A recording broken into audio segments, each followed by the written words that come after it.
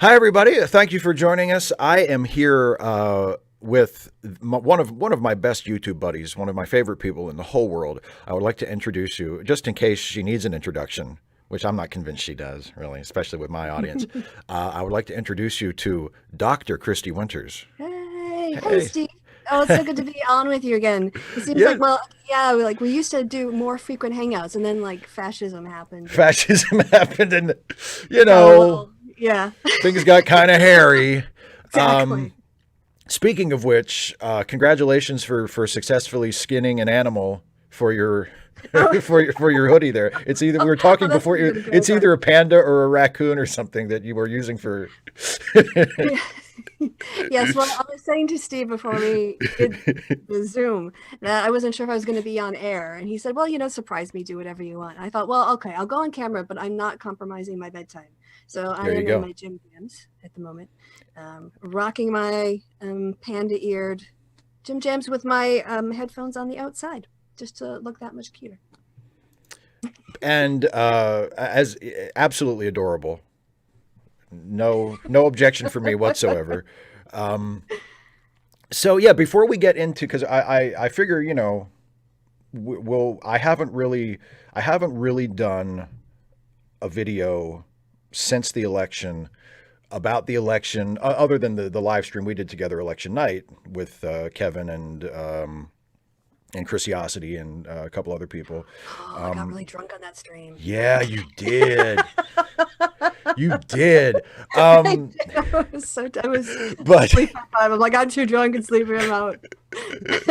but so we have since then I haven't really, and on my channel I haven't, because after the election I stopped doing the facepalm 5 because I was dying inside and I just thought I don't want to do this anymore.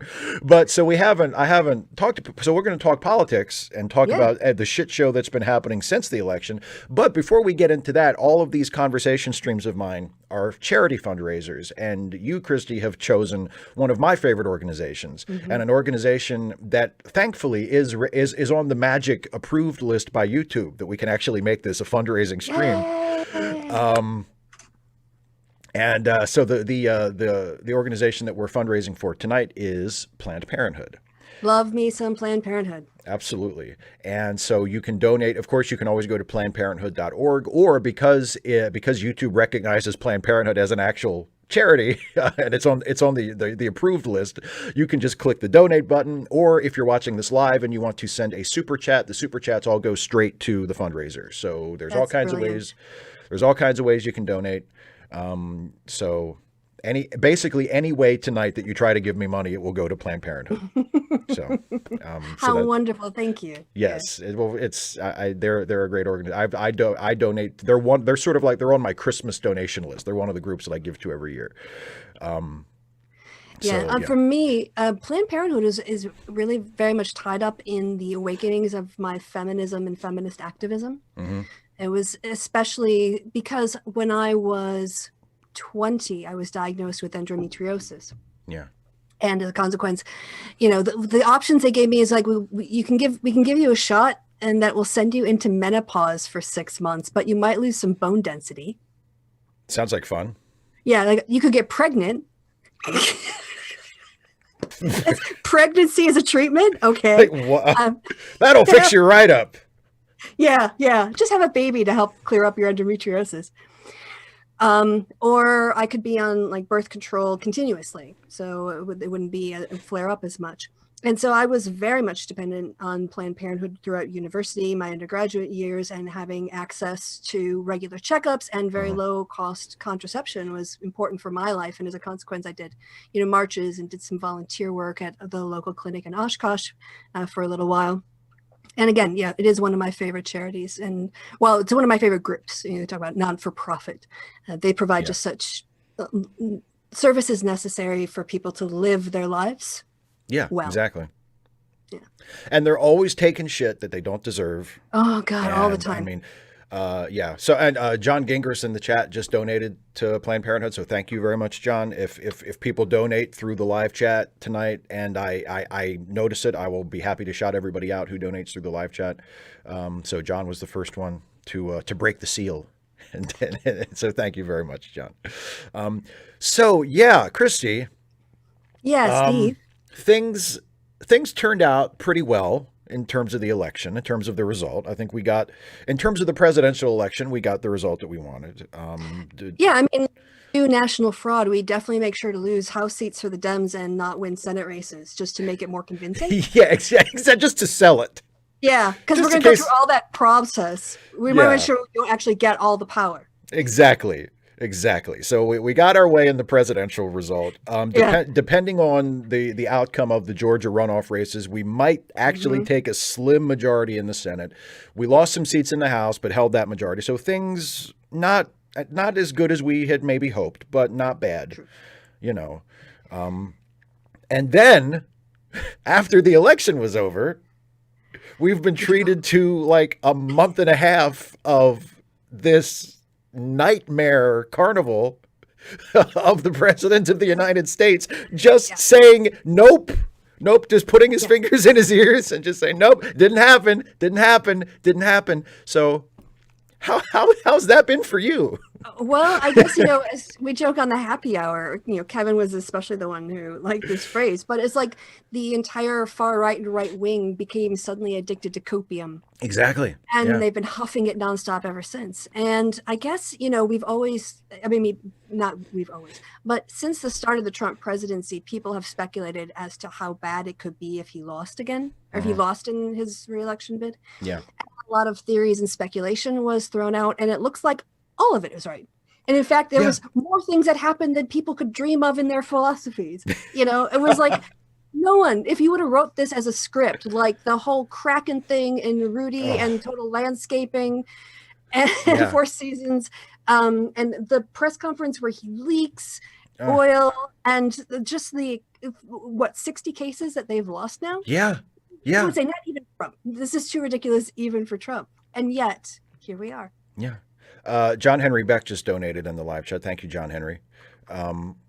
Yeah, it's, I agree. I mean, I can't honestly say that any of it surprises me because none of it is contrary to Trump's character or the person that Trump has shown himself to be throughout his entire life and specifically over the last 4 years or so. But the extent of it and the shamelessness of it and how obviously unfounded it is. I mean, that part of that makes me feel good, but part of that also makes me it's a little shocking. It's like they have absolutely nothing. They have nothing. They have even their handpicked judges are like, no, get out of here.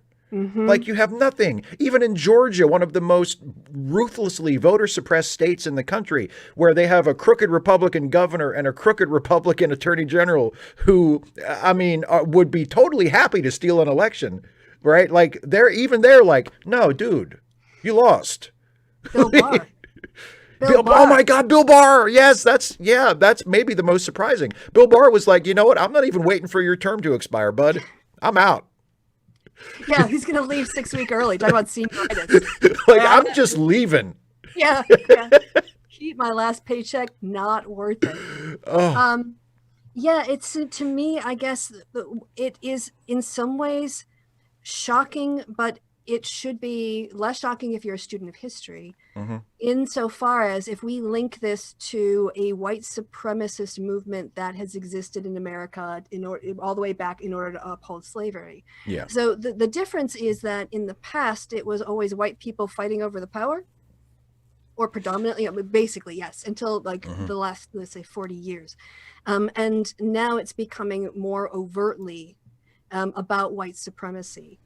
The way that they're dismissive of Black Lives Matter and everything else about it. And I think what is shocking to me maybe is just how many of them there are that think like that, when I think about the fact that I went to the same public schools as a lot of people in Wisconsin, and yet how do I come out with values that say, no, you can't just ask the Supreme Court to throw out 4 states' votes and give the electors to Trump and think you're still American.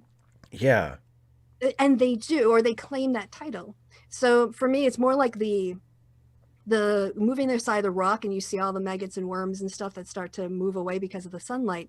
But on the other hand, probably for a lot of non-white Americans, Black people, Hispanic people, or Latinx, Latino, whatever you want to say, that's a contested term I'm learning. Latine, I heard, is like a way to make it easier to use in Spanish because X isn't one of the gendered pronouns, so it ends up being a real sore thumb. Anyway, linguistic problems I'm not talking about. But I guess that's that is the face of the lynching mob. That is the face of people that people of color face all the time, who scream in your face about slurs, or if you look like you're Asian, that you're responsible for the China plague.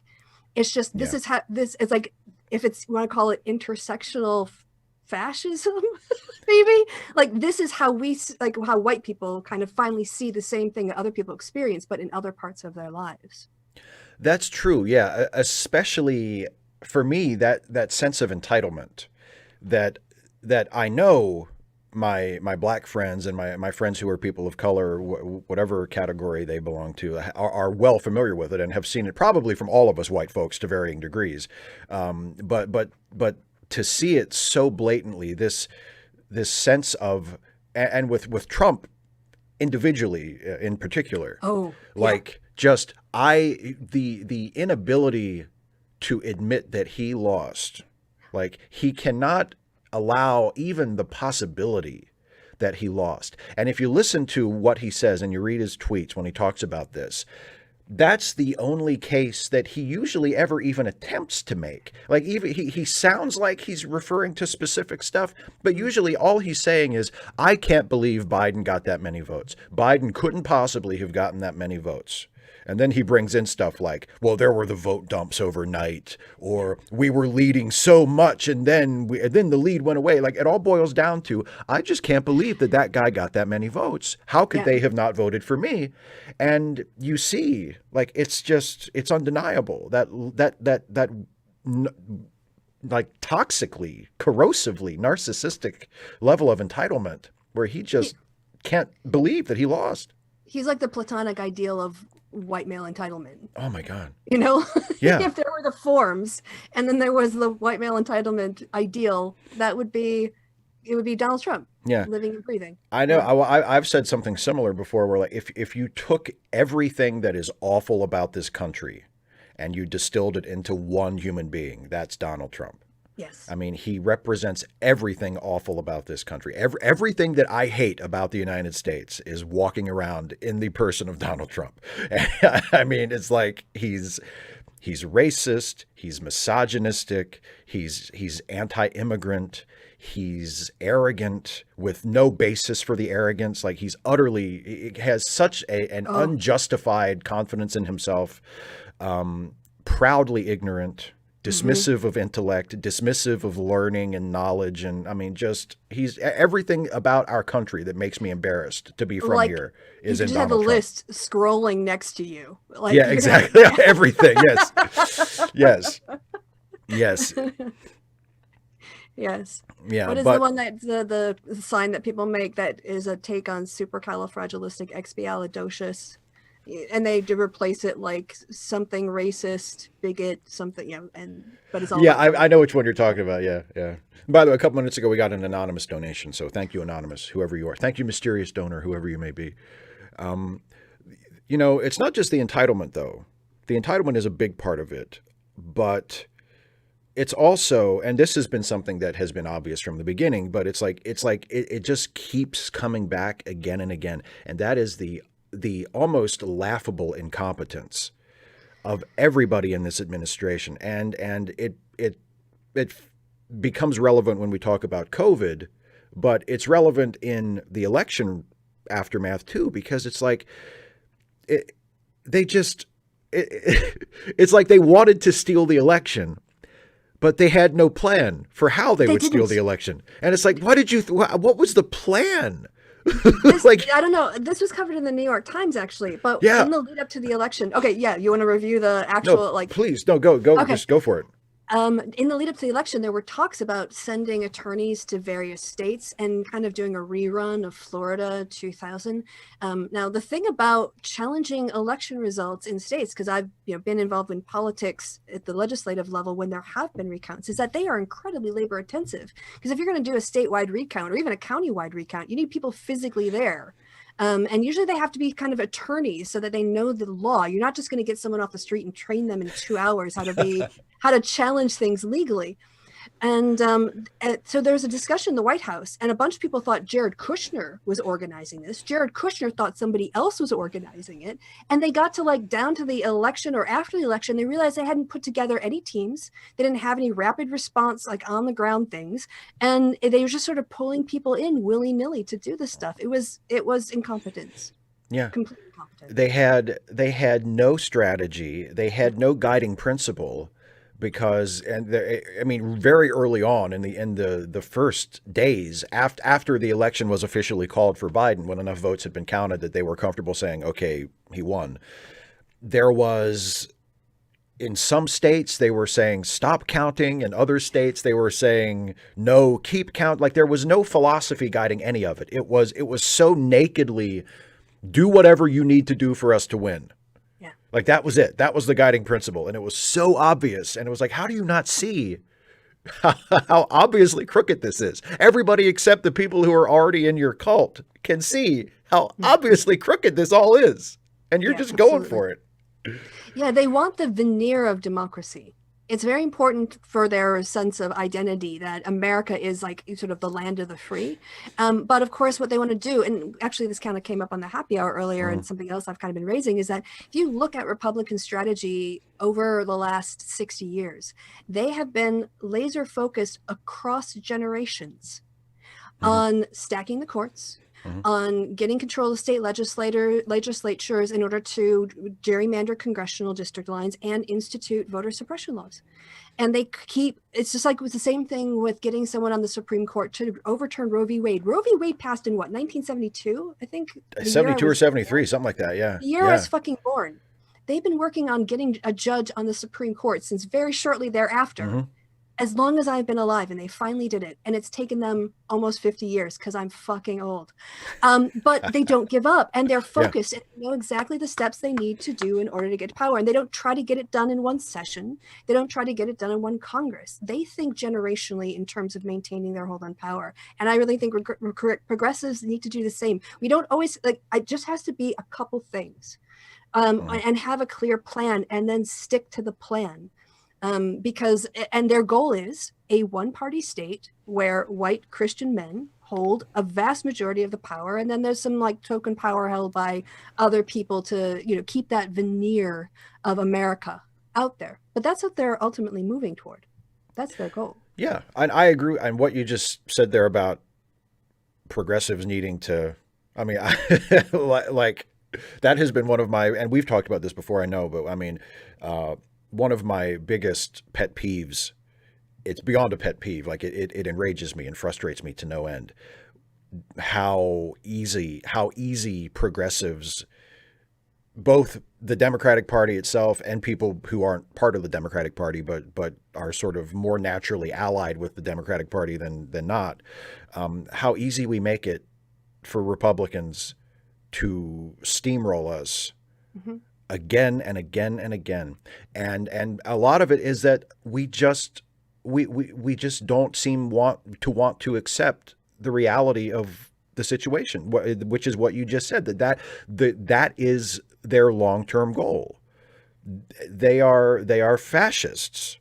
They want a one-party state. They want, and they don't care what they have. If the last couple of weeks have not convinced you of that, I don't know what will. They're literally going to court, and if the courts kick them out, they go to governors and state legislatures, and they're basically saying, throw out the vote and give us the victory. Yeah.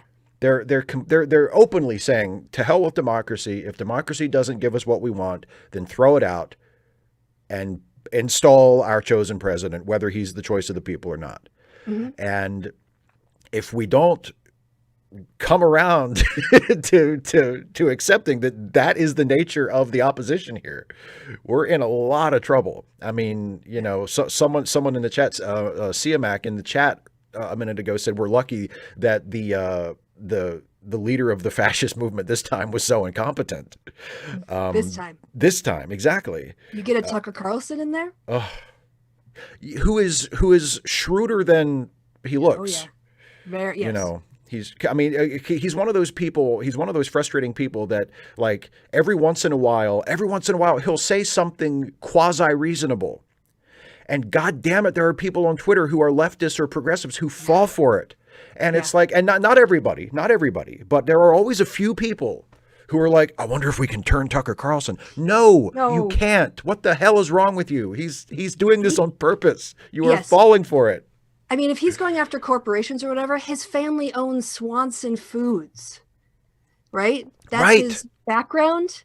You think he's really anti-corporate or even crony capitalism? No, that's what plays to his base. And, you know, they're all con men at the end of the day. But yeah, it's very fortunate that Trump wasn't more competent in his execution because, you know, actually about this time last year or a little bit later, I went to the National Socialist Museum, which documents how the Nazis operated in Cologne from when they first started out here to the Allied victory. Mm-hmm.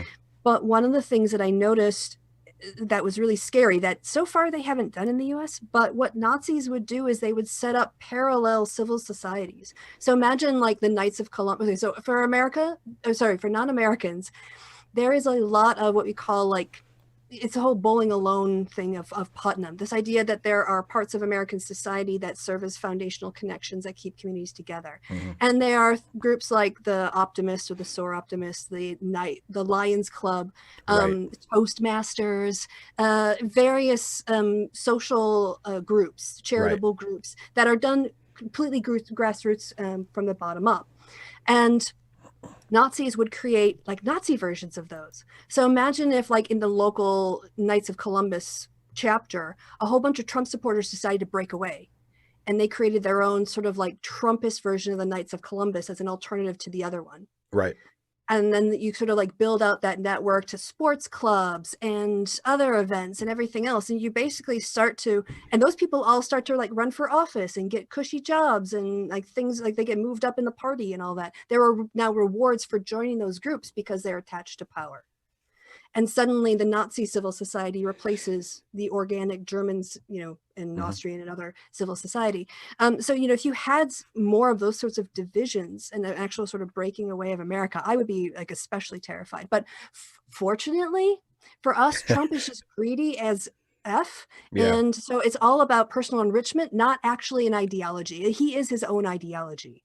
He's a cult of personality. He doesn't have an agenda like Hitler did to build a nation that could, you know, take over the world. But if you did, oh my God, yeah. Well, yeah, it's we're fortunate, and he is also, and I feel I'm a little more comfortable saying this now that he has lost, and now that one way or another he's going to be leaving office next month. He's exactly who the Republicans deserve. Because not only does he embody all of the awful things about their party that their party has represented for probably about 100 years, ever since realignment, you know, so ever since they kind of flipped, and Republicans became the party of white supremacy, and the Democrats said, okay, we'll be the progressives then, you know, since the job is open now. But he embodies all of those awful things, all of the racism and all of the xenophobia and the anti-woman and anti-LGBT and all everything.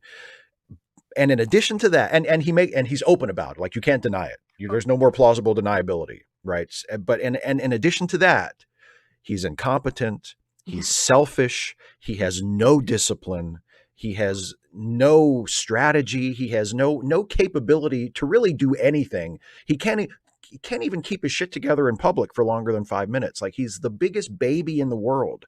And this is the guy that they have hitched their wagon to, and they're stuck with him. And he's not going away. I can only imagine how frustrating it must be for Republican operatives who are evil, but are competent and trying to keep their eyes on the Hmm. prize. And when he starts talking about like, well, I'll just run again in 4 years, that must drive them absolutely up the wall, because I know that there are people in the Republican Party who want to get on with being more effectively evil, Yes. that just want him to get the fuck out of there. Yeah. And he is not leaving. You know? But they're trapped in a prison of their own making. They Exactly. whipped up in their own base. And then when the, I don't know, like the Hercules of, white male supremacy showed up on the scene, and all of their voters flocked to him. Now, if they can't do anything but show him fealty. Mhm. Even if they, most of them are fine with it, I'm sure, because they're craven cowards who just want to get near power, like Lindsey Graham. Yeah. But for those of the ones who are doing it because they're scared of their own constituents, I can't feel bad for you. You did this to yourself. You created a monster, and they talk about how like the revolution eats its children. There's that quote. They are getting eaten up by the Trump cultists. They are being held hostage by primaries, and they're up in the Congress every 2 years. So they are especially, subservient to the will of, the mob, basically. Yeah. Yeah. Yeah. And I mean, yeah, I don't think any of them, I really don't think there's a major Republican politician that objects to anything Trump has done or tried to do on policy. It's Pretty much. just, Yep.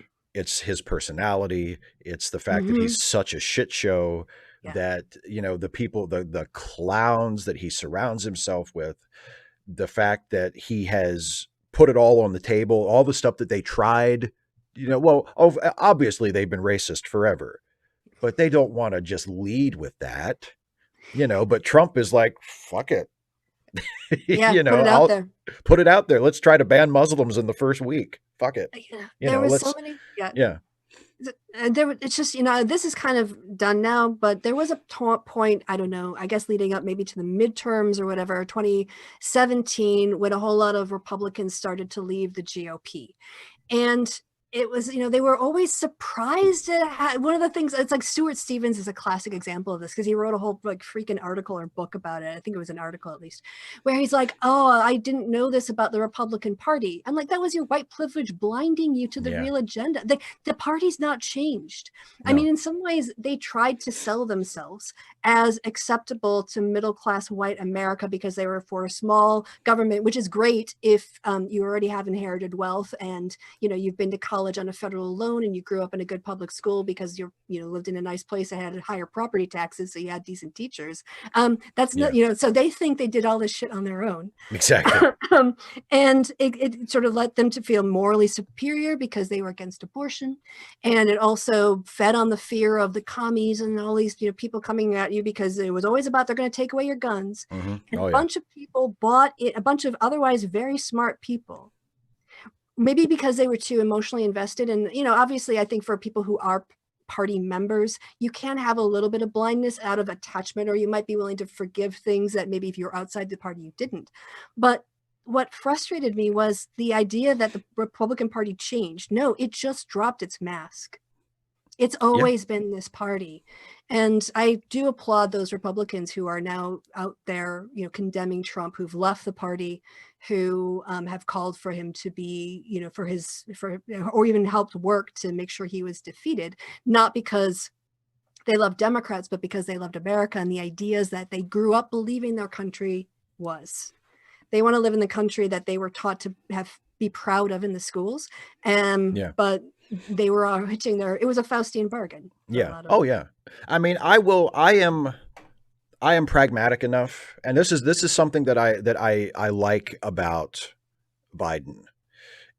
It's also something that frustrates me about him, because I think sometimes he's a little too far in this direction. But Biden is willing to work with anybody if he thinks that's what he needs to do to get done what he thinks needs to get done.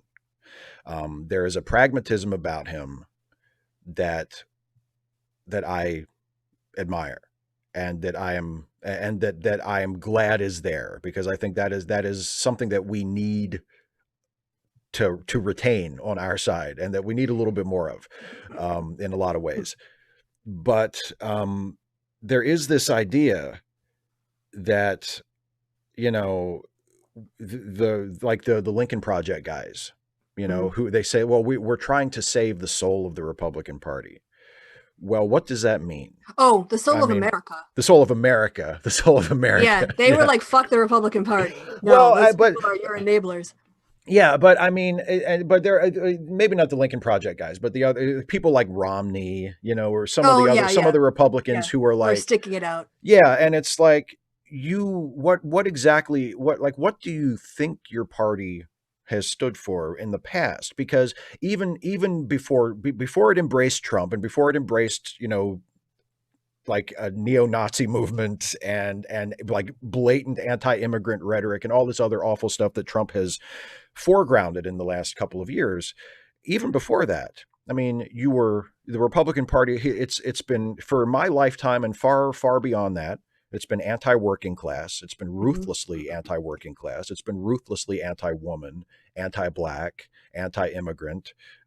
It has presided over and actually endorsed policies that have driven the growth of wealth inequality Mhm. and skyrocketing healthcare costs and all these other sort of underlying issues that have made things so bad. The mass incarceration, Mhm. all of these issues that have made things so terrible for so many people in this country. Those are Republican issues. And the Democrats have their hands in it a little bit too, but not nearly as much as the Republicans, not nearly as much over the course of the last 40 or 50 years. And it's like, Mhm. what about that do you think principled Republicans, aren't comfortable with Trump, but somehow want to salvage your party? What about Yeah. that? What do you want to save about that? You know? Yeah. What is worth saving? Yeah. Really, Yeah. because if you look at the way that the founders, their world, when they wrote the Constitution about, small government, it was well, one, it was written for propertied white guys Yeah. who could be, well, they would be exploiting the labor of others in order to feed their lifestyles, right? They were usually farmers or some sort of business person, and if they had a wife, they had domestic housework for free, and they might even like have indentured servants or have owned enslaved people.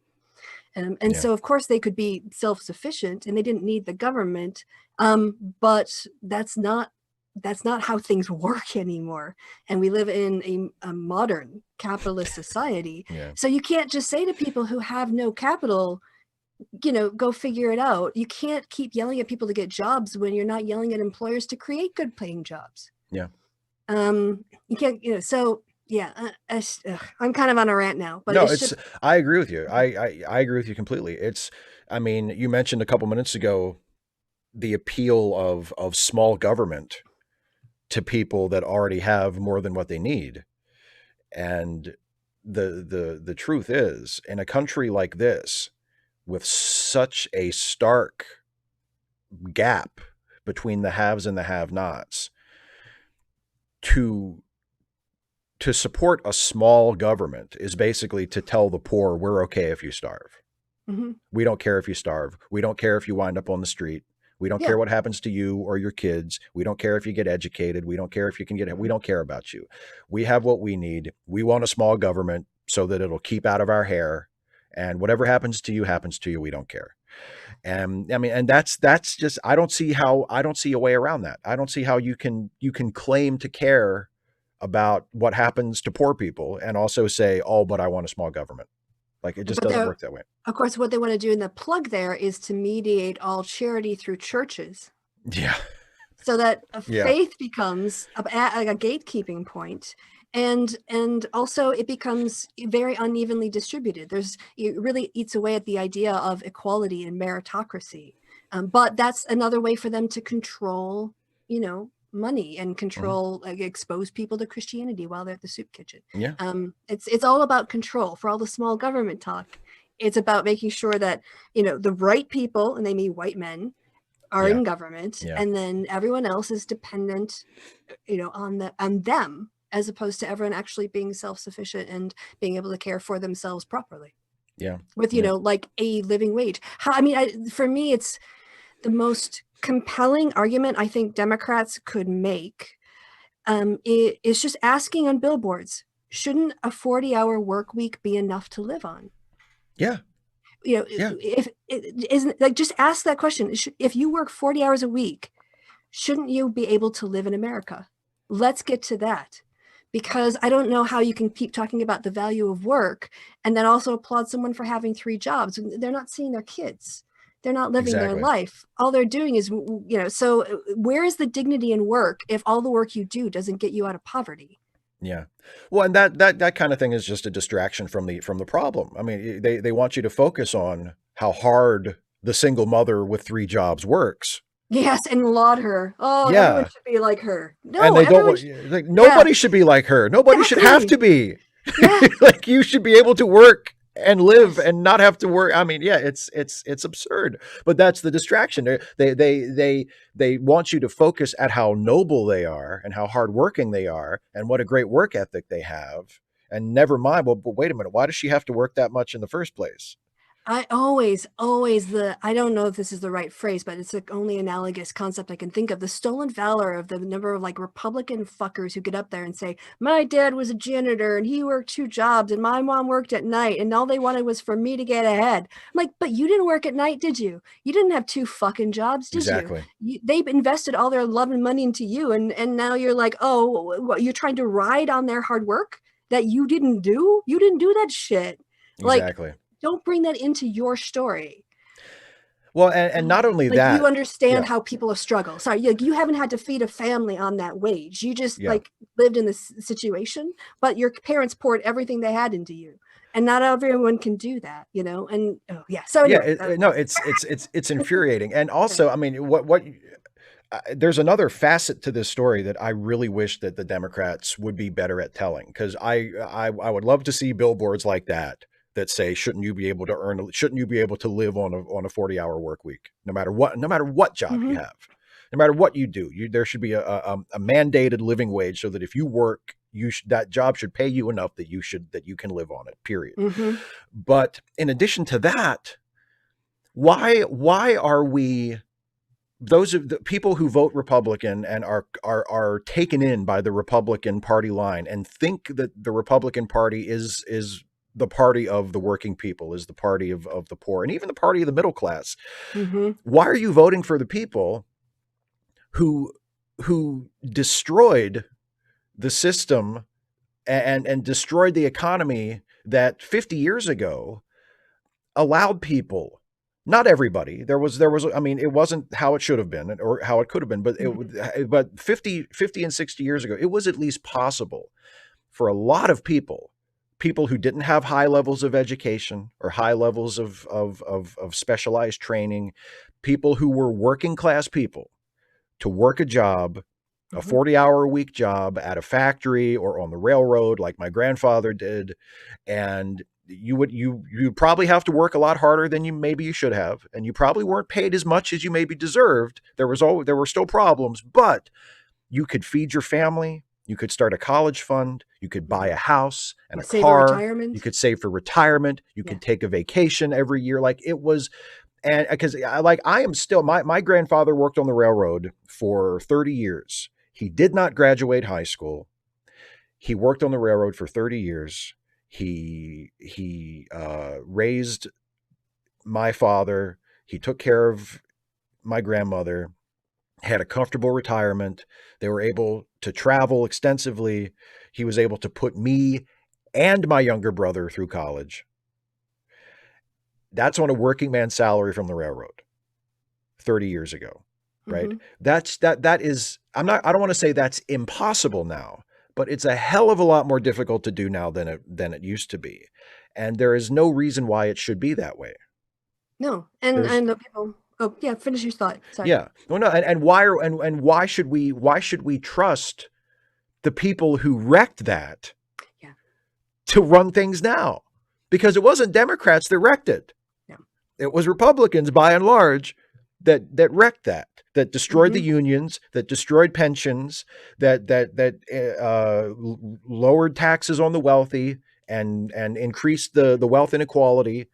And it, you know, it was they're the ones that are responsible for this. They're the ones. They're the reason. They're the ones that have been attacking organized labor for as long as it's existed, and in my lifetime have succeeded in a very large part in destroying it, or at least in seriously diminishing its influence and its ability to earn the deserved benefits for its members, for its workers. I mean, they're the ones that fucked it all up, and now they're the ones that want us to vote for them so that they can make things better. It just doesn't. That's a story that I really wish that Democrats told. Biden said a couple of times during the campaign, and has said a couple of times since he won, he said, "Hey, I'm a union guy." I wish he would say that every time he was on TV. Tweet him that. Yeah, I mean, just don't. You can't say that, and then live it out. Push for pro-union policies, but the beginning of it is, to have the president of the United States come on TV and say, "Hey, I'm a union guy. I think I'm for the working class, and I'm not just saying that."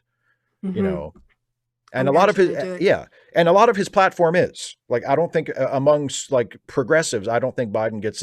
I've said it a bunch of times to the point where I think my more progressive viewers are annoyed with me for saying it too much, but I mean, Biden's platform is extremely progressive. Yeah, is extremely compared progressive. to Obama's, compared to Clinton's. Yeah, compared to anybody's.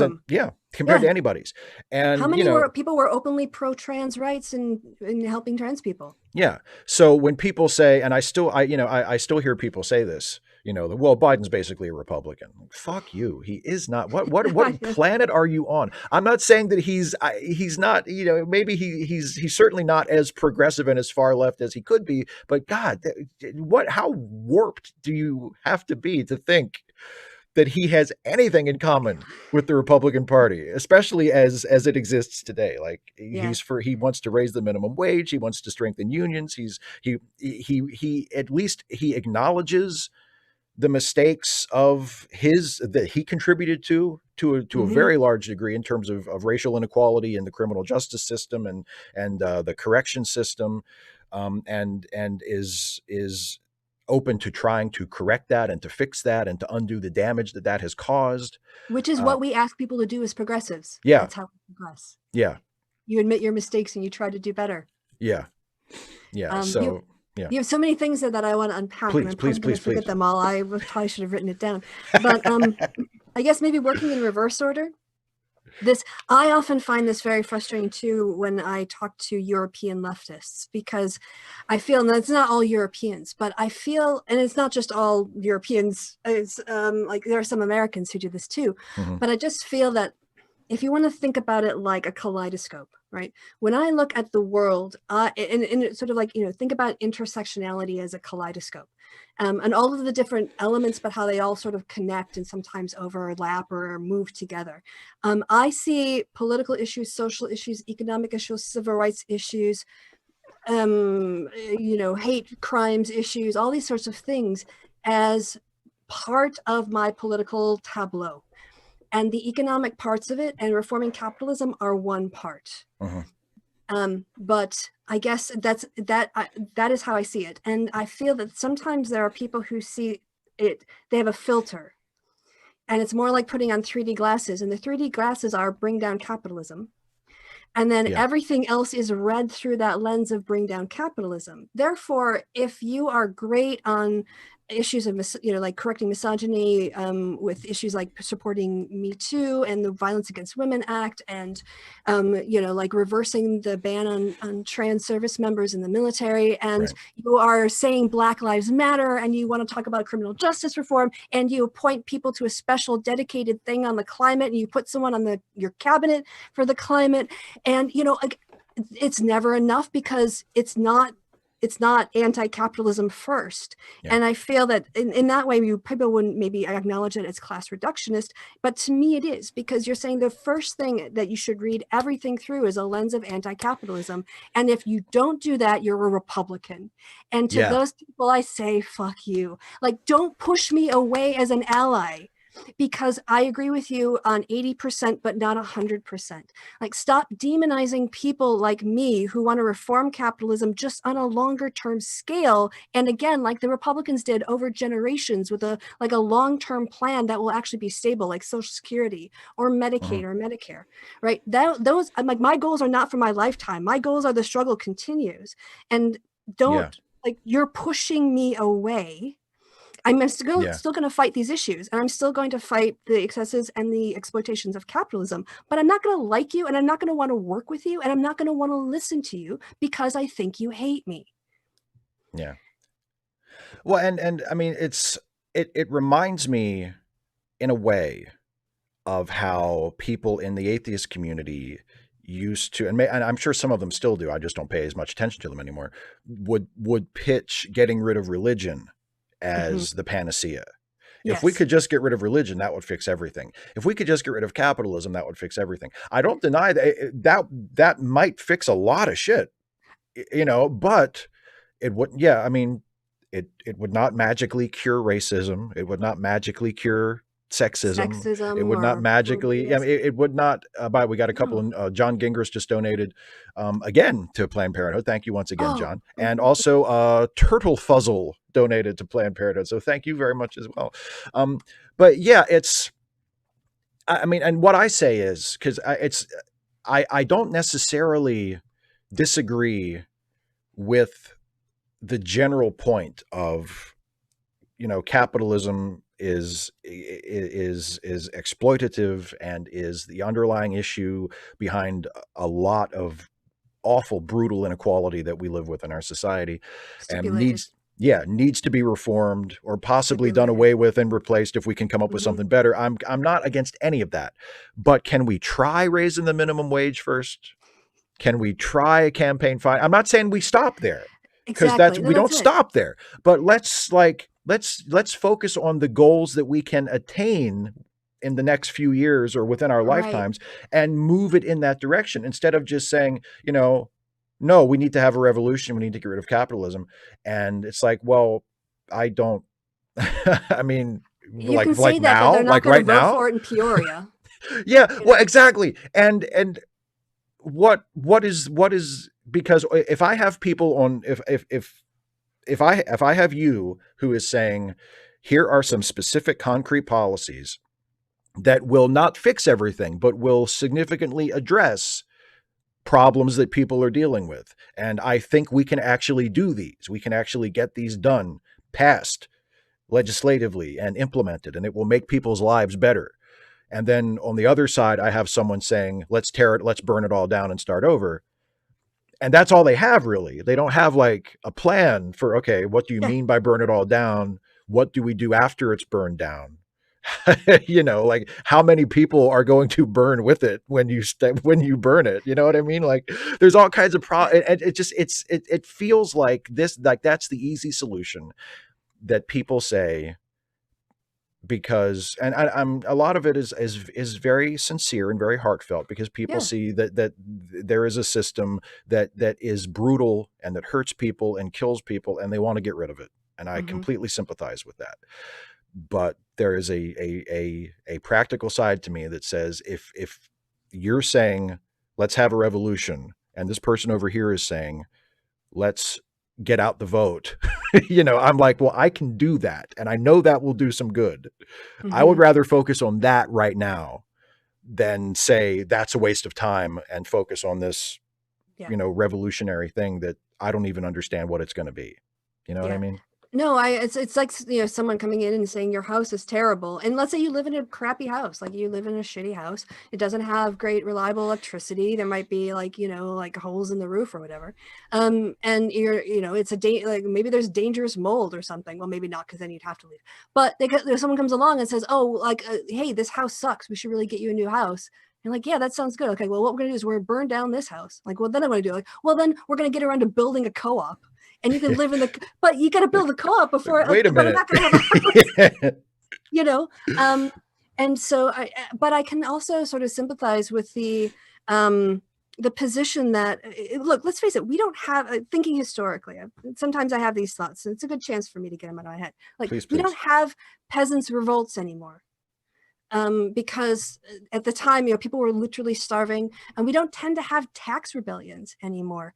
And I think that there is a point where actually capitalism can become sort of hypnotically comfortable, where you're not doing brilliant, but you could be a lot worse off. And you don't want to rock the boat. And so rather than shooting for the moon and trying to get something that would be maybe 10% better, maybe 50% better, but it wouldn't be like a million times better. Right. And it could be a lot worse because you don't really know where you're going to land. Then, yeah, people can kind of get lulled into a sort of bread and circuses thing, with capitalism throwing electronics at them and media and drama and reality TV. And it sort of deadens them, not only to their own suffering, but also to the suffering of people around them. And so, I mean, it's not that I'm heartless or I love capitalism. Like, I get it. But in my opinion, I would rather have a half a loaf I could give someone today and work on getting 3/4 the next time, and work on getting them a loaf, and then getting them 2 loaves, and then getting them a loaf and a half. And yeah, it won't solve 100% of their problems today, but I'd rather solve half of their problems than none of them, because I was too pure to compromise with evil fucks while I am trying to bring them down. Right. And so, yeah, I get that. Want to thank Beautifulest One for donating. Thank you, Beautifulest One. And also Trans Gamer Girl for donating to Planned Parenthood. Oh, Trans Gamer Girl, my heart. Yes. We played D&D together. Well, I'm her dungeon mama. I don't know, dungeon mistress, whatever. So thank you, my love. Thank you, my dear. As far as what we've been talking about, there's an analogy that I've used a few times, which is, because I'm a big nerd for the space program. If there's like a documentary about the space program in the 60s, I'll watch it. Like, it's just one of my favorite things ever.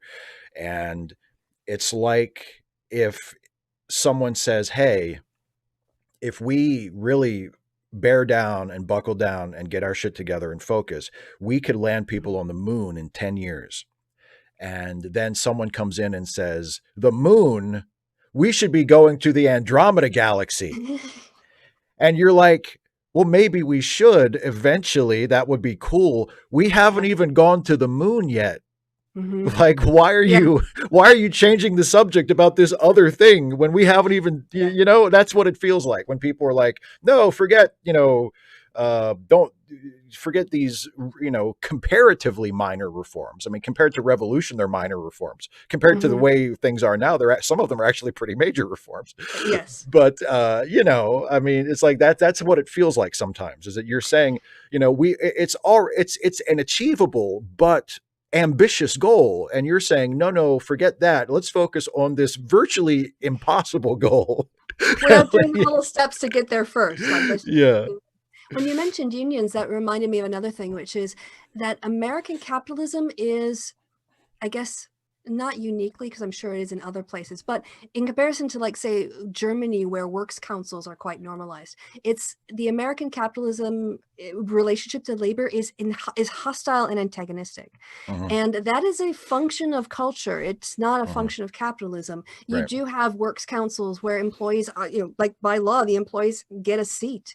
And it's not only about, like, it's about creating a line of communication and almost like trust between management and employees, where more people feel like if they take something to the rep, it's going to get to the works council, and then maybe it's a good idea that's going to create some efficiencies, or maybe it's a problem that wasn't brought, and it's an opportunity for labor to have a more equal leverage, because obviously in the interest of capitalism in America, they've gone after the unions to destroy them, because ironically, in an entire system that's built on supply and demand and a free exchange of supply and demand according to what the market is, Republicans and other people, just thinking like all the rich people, have organized it so there is always a surplus of labor, which drives down the cost of labor because people have to compete for jobs.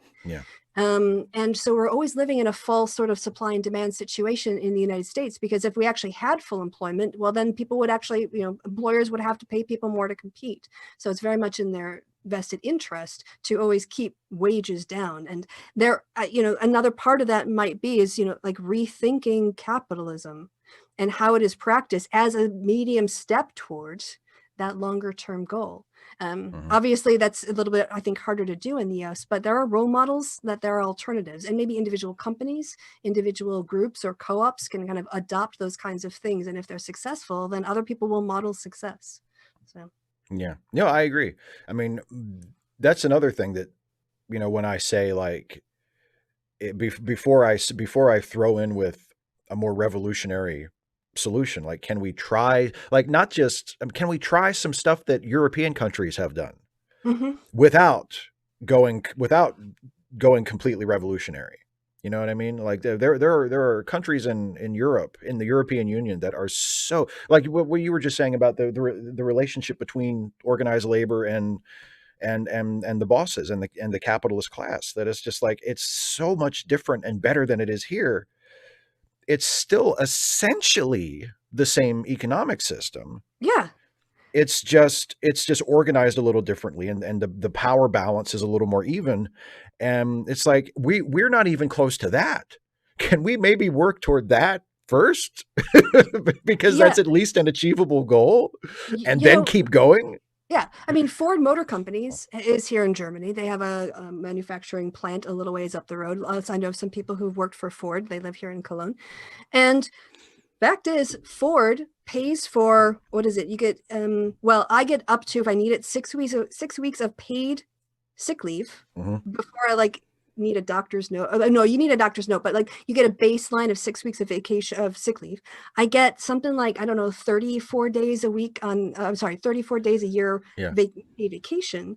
And then if you're a family or if you're a person who's pregnant, you get 2 weeks off before your due date at pay. And then you get something like 9 months of family benefit, and the dad or the person who wants to take up the role of dad gets a month of paternity. These things can be done by Ford in Germany, and they're still profitable. So how is it that Ford in America can't do these things? Yeah, exactly. They could. Yeah. Exactly. I want to shout out Nick on Planet Ripple donated $5 to Planned Parenthood a couple minutes ago. Thank you so much, Nick. I didn't forget your shout out, buddy. We were just talking. And also City Life 2050 donated to Planned Parenthood as well. So thanks to everybody who has donated. We're coming close to the hour. I don't know how much longer you want to hang out, Kristi, before you fall I'm asleep. loving this. But okay, we can. I miss talking with you. I know, me too. So what I'll do is because Can I braid your hair? There's not a whole lot of it to braid, I'm afraid, but you can do something to it. But no, don't do that. I'm not comfortable with that. But so we'll keep talking about whatever we're talking about. But also, if anybody watching in the live chat, if you have questions for me or Kristi, or if you have subjects that you want to throw in, or something that you want us to talk about, or whatever, we will entertain your questions for the remainder of however much longer this goes. But has there been an appearance by a Logan in the chat? There has not. No. What? No, I have seen no Kev so far, not hide nor hair. But Atticus is there. Hi, Atticus Blake. And quite a few familiar faces, but no Kevin yet. I don't know. Oh, he said he has forsaken. I'm gonna me. have to give him. I'll have to give him shit for you and me. He has forsaken me. I said, hey, I did your show. God damn it! You can't even pop in and type. You can't even pop in and type penis in my chat. Yeah, get out your penis, Kevin. God Come on. Damn it. Where are you? Yeah. Okay. Dataport doll in the chat. Honorary penis. Okay. Oh, thank you. That will have to do for now. Kevin, you didn't show up and someone had to do an honorary penis in the chat. Someone is carrying your. Okay, I'm gonna say something. You know exactly what I was gonna say. I won't say it now. I won't say it. No. You go on. Someone is carrying Kevin's load for him. Oh, I thought you were gonna say his penis water. Oh, his penis water. Wow. That seems even worse. That seems even filthier. I think it is.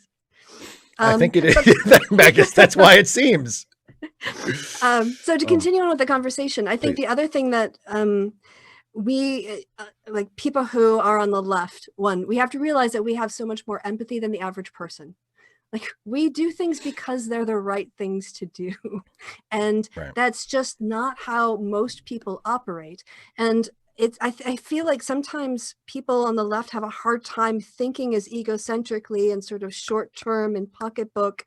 Or here's another thing, like, why have Republicans been so successful in destroying reunions is because they find emotional issues, emotional buttons, especially fear and anger, to press to get people to vote for something more important than their economic interests. Mm-hmm.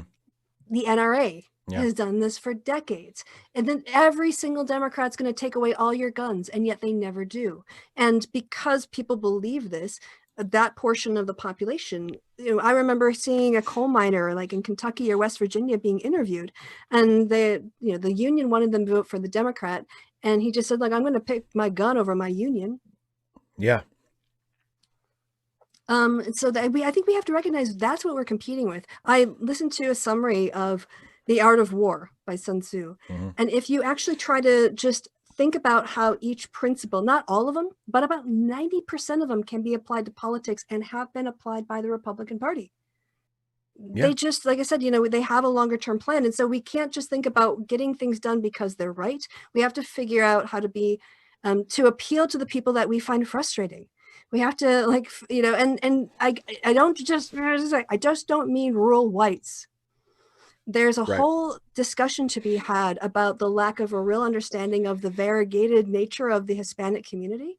Mm-hmm. I think it's a terrible thing that we do, which is we go, oh, children in cages, they're brown, you're brown. You should, and I mean, we're not that blatant, but there is a sort of expectation that if you talk about immigration to second or third generation people who have a Hispanic background and they speak Spanish and they love their culture, that somehow this is supposed to dictate their politics. But there was an instance where a woman was talking about her Mexican American grandfather who voted for Trump because he was retired and the stock market had just gone up a lot under Trump. Yeah. End of the day, he picked his retirement security over whatever else people were saying. And I don't know that we as progressives have a message for those people that resonates with them, not with us, but with them. And I also have to say, I don't understand, like, I know there's a lot of talk about workers and capitalism, but there's a whole big portion of the population that is, public employees. Like a lot of public employees, state level, local level, federal level, all the military people. Like, what are our plans for those people? Because I know I can tell you what they are from the Republicans, but what are our messages to those groups? Yeah. I mean, and on the one hand, I sympathize and I recognize how difficult it is to craft both effective but also honest messaging first for things like that, because you kind of need to be both comprehensive but also easily memorable. You can't, you want to have slogans, but you want to have a comprehensive plan behind the slogan. I mean, I think a lot of the problem is that and all of us, I think, have a tendency to do this, and the Republican Party just takes more blatant advantage of it than the Democrats usually do. But we have an instinct to simplify complex things. So that's why every sort of special interest group, we assign them a pet issue. And we think, well, if we can just throw them a bone on that issue, then we're good. So with Latinx people, it's immigration. With Black folks, it's criminal justice reform or police reform. With women, it's reproductive rights, and on and on and on. And it's like, well, that's what those people care about. So if we can just do something with that, then they'll know that we care about them, and then they'll vote for us. And that's very, very reductive and simplistic, and depending on how it's received, really insulting. Yeah, exactly. Because it's not because I mean, it's not as though you shouldn't assume that a woman wouldn't care about reproductive rights, but you also shouldn't assume that that's like the magic key to unlocking their vote. Yes. And also everybody should care about that. Yes. Everybody should care about immigrants being treated humanely and refugees being welcomed into this country. Everybody should care about trans people being treated with dignity and being allowed to be who they are without having to worry about suffering violence and discrimination. Everybody should want the police to stop murdering people and getting away with it. I mean, everybody should care about that. It shouldn't matter what color you are or what category you fall into. But we're like, okay, we need to appeal to the Black community, so we better come up with something to do with police reform. And it just feels really condescending. Yeah. And the more we have representation from those communities, and the more people tell us that, and then our job, as as a party, is to listen and to shut up and to sit down and let other people who know what they're talking about lead. Like, I don't understand why we don't have full-time people in the Cuban American community in Florida representing like Democrats and encouraging people from that community to run as Democrats. So, I mean, the party itself has got, there's a big scope for improvement in the Democratic Party. However, it is a party that I think we are most likely to get those positive results in. Right. So, I don't think burning down the DNC would do anything other than hand all power unilaterally over to the GOP. I think that the problem, or the challenges, I should say, of a multi-generational, multi-ethnic, multi-sexuality, whatever coalition, is that it is fast and easy to reduce people down, especially in the modern era of communications with ads and lit. Like literature, campaign literature. People who are the consultant class who also need more diversification. More diversification there would be better. But yeah, I think the Democratic Party, the white people in the Democratic Party, I should say, have been guilty of that kind of reductive politics in the past, and we need to do better. We absolutely need to, and that's not learning how to talk to people. That's learning how to listen and let other people lead. That's the real big change that needs to happen. Yeah, absolutely. The ultimate solution is to just have a more diverse party, and to not have, we need to, the white people in charge need to start listening better to the people of color. And no, that's not going to do it. Need to make room for more people, a more diverse slate of leadership and of representation, and even that won't automatically fix everything, but that will greatly improve the situation. I mean, do you remember when Melissa Harris Perry used to have those ads on MSNBC, and she talked about the birthday cards her dad would sign for her? I don't know if I do remember that. Well, she said that as she grew up as a child, every year for her birthday, her dad would get her a birthday card. And at the end, he would sign, "The struggle continues." And she didn't really understand that until she grew up. And she realized that what he was doing is explaining to her that this struggle is coming to you. And you need to pick it up, and you need to carry it on, and you hand it off to the next generation, and they're going to try to get it farther. So when he talks about the struggle continuing, it is across lifetimes, and I think we need to think about it in that way as well. So, and especially, like, if you want to talk about people who understand that change takes time, look at Black Americans and their history. If you want people who are pissed off that stuff isn't fucking already fixed, like listening to that pain, and that motivates me to change it. But there's nobody better placed to talk about that kind of pain than the people who experienced it. And that's where I do feel like in a lot of ways, the Democratic Party is increasingly becoming more moving in that direction. I think Biden's picks for his cabinet, and I want to see who else he picks, but I know he's making a conscious effort to pick from a diverse pool of applicants, not going for the typical pool of applicants. And there was a comment, I'll just wrap this up and I'll let you talk, because I've been talking for a while. But, that's what I brought you on here for, so please. The friend I was telling you about before we came on air went into a meeting, and he sat down in the meeting. He said, he was telling me the story. He's like, it was an academic meeting. Everybody in the room was a member of the faculty or, on staff. And they were having, I don't know what they were talking about. He's like, I'm sitting in the room and it just feels weird. It just feels really super weird. And then it hits me. There's not a single woman in this room. I'm surrounded by men. And it felt so strange to be in that place. Like it was like the first, he had grown up with at least, there's a lot of white people, and there's even fewer people of color in academia in Britain. But at least he had internalized that idea that all men sitting in a room making decisions was no longer his norm. Yeah. And I think that's kind of the place that we need to get to and acknowledge our own privileged positions as white people. And it isn't about like, teach me how to speak to Black people better. It's Right. about, why don't I help elevate you because you are talking about these issues and you've lived them. So I'm kind of repeating myself now, but yeah, it's changing norms. Yeah. And exposing yourself to a more diverse circle of friends and associates. You know what I mean? Like, cause like what you just said, sir, you know, like teach me to talk to Black people, right? Like that, like, I guess that's better than nothing. Cause at least it is demonstrating an openness, you know, but like you shouldn't be asking for, I mean, people different than you are not aliens. Yes. Like you don't need to, you know, there are surely things that you can relate to each other on. You just need to get to know people.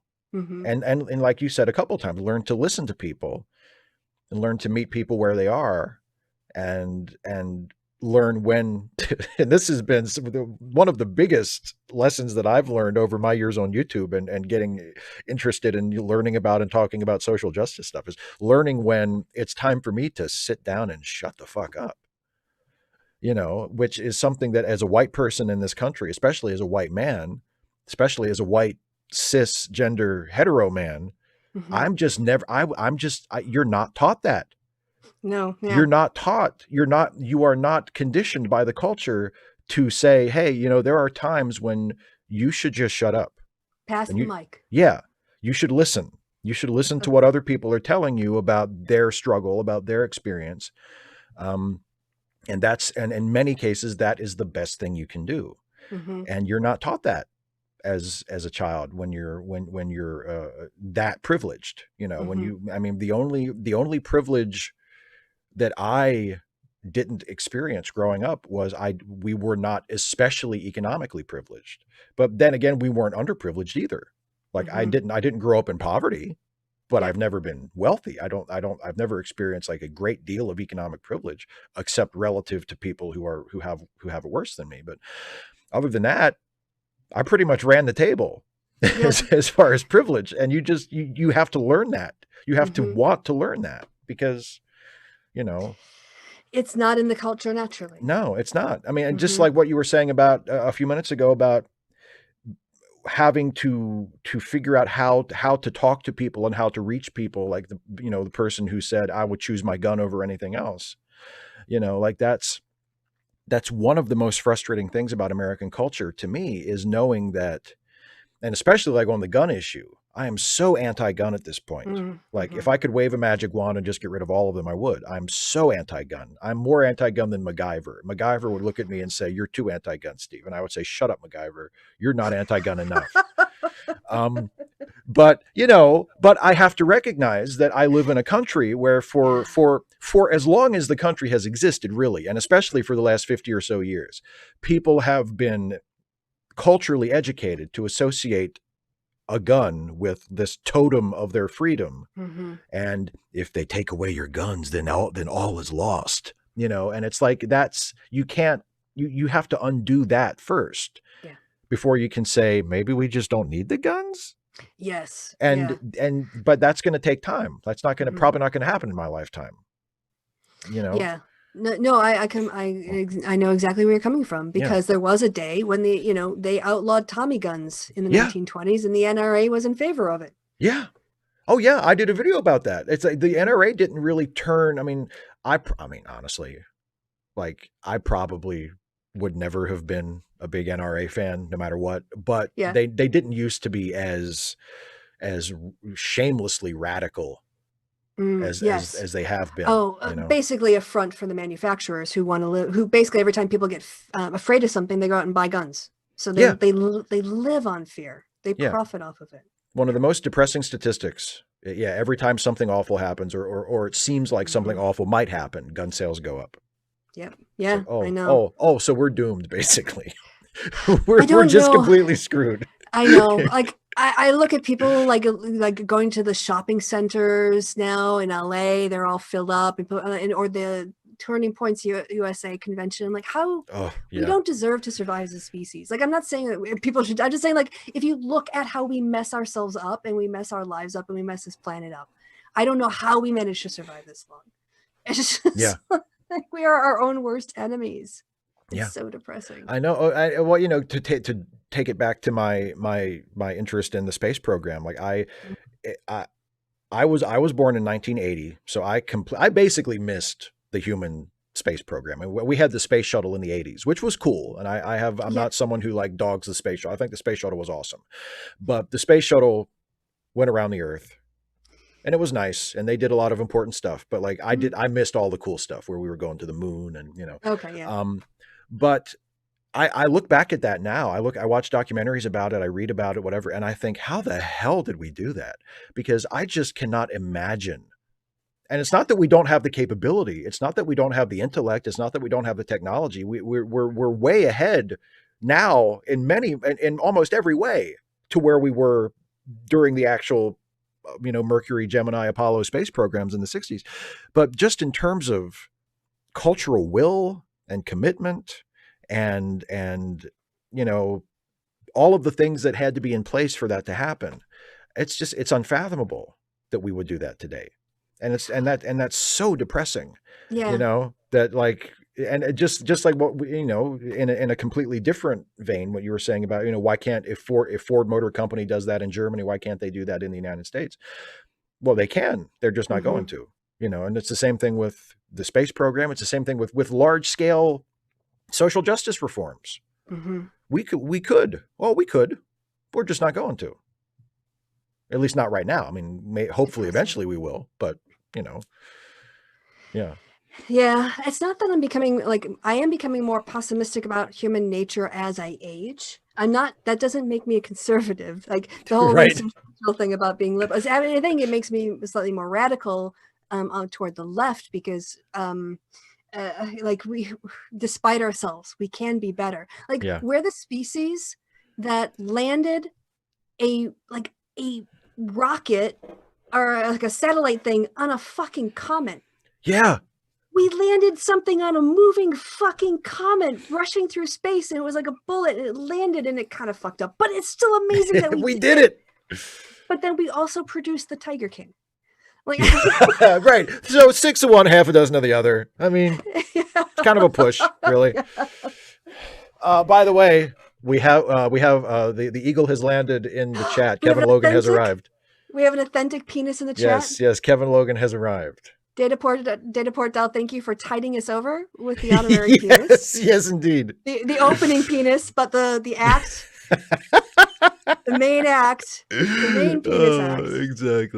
Exactly.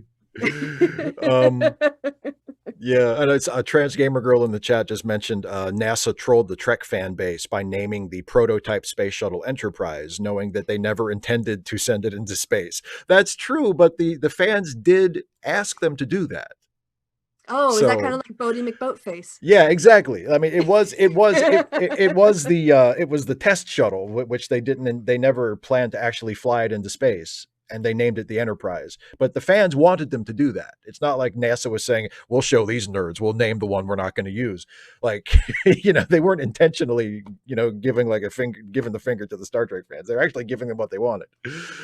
And now Kevin has grown eerily silent.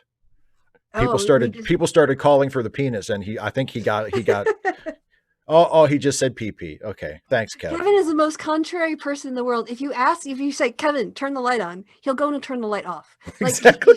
If you wanted him to get there, Kevin, do not type penis in the chat. Do you not even think about it? Don't even dare type penis in Steve's chat and don't do it twice. Don't you dare do it twice, Kevin. Absolutely. Because if you do, you'll do exactly what I want. So reverse psychology is how you get Kev. Oh, yes.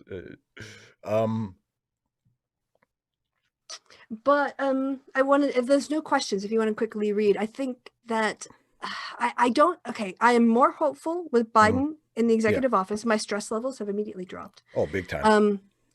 And there is this space now in my life. It's quiet and it's open and it can be filled. And it's where Trump used to live. It was where his voice would be daily on the news in my head. And I haven't really heard his voice except for a handful of times since the election. It's a blessed silence. But I think that we do need to be vigilant. I mean, I don't think that everyone is not, so I'm a bit stating the obvious here, but this Trumpist fascism will morph. And yeah, we dodged a bullet with his basically like narcissistic personality disorder and his greed now. But again, we do have to be on the watch. And I don't like, how do you defeat a fascist movement? I think these are questions that we really need to answer. And yes, it's important that we do all the stuff in the House and legislatively, but we have to, like, I think we need to continue to wrestle. You can't just like, if America is a house and fascism is our roommate and we can't kick them out, then how do we change them? You know, like, what do we need to do? And I think that's going to be a massive challenge because their ecosystem, their media system, the way they consume it, and also the way that they dehumanize people on the left is a real danger. It's a serious threat to our domestic tranquility. Yeah.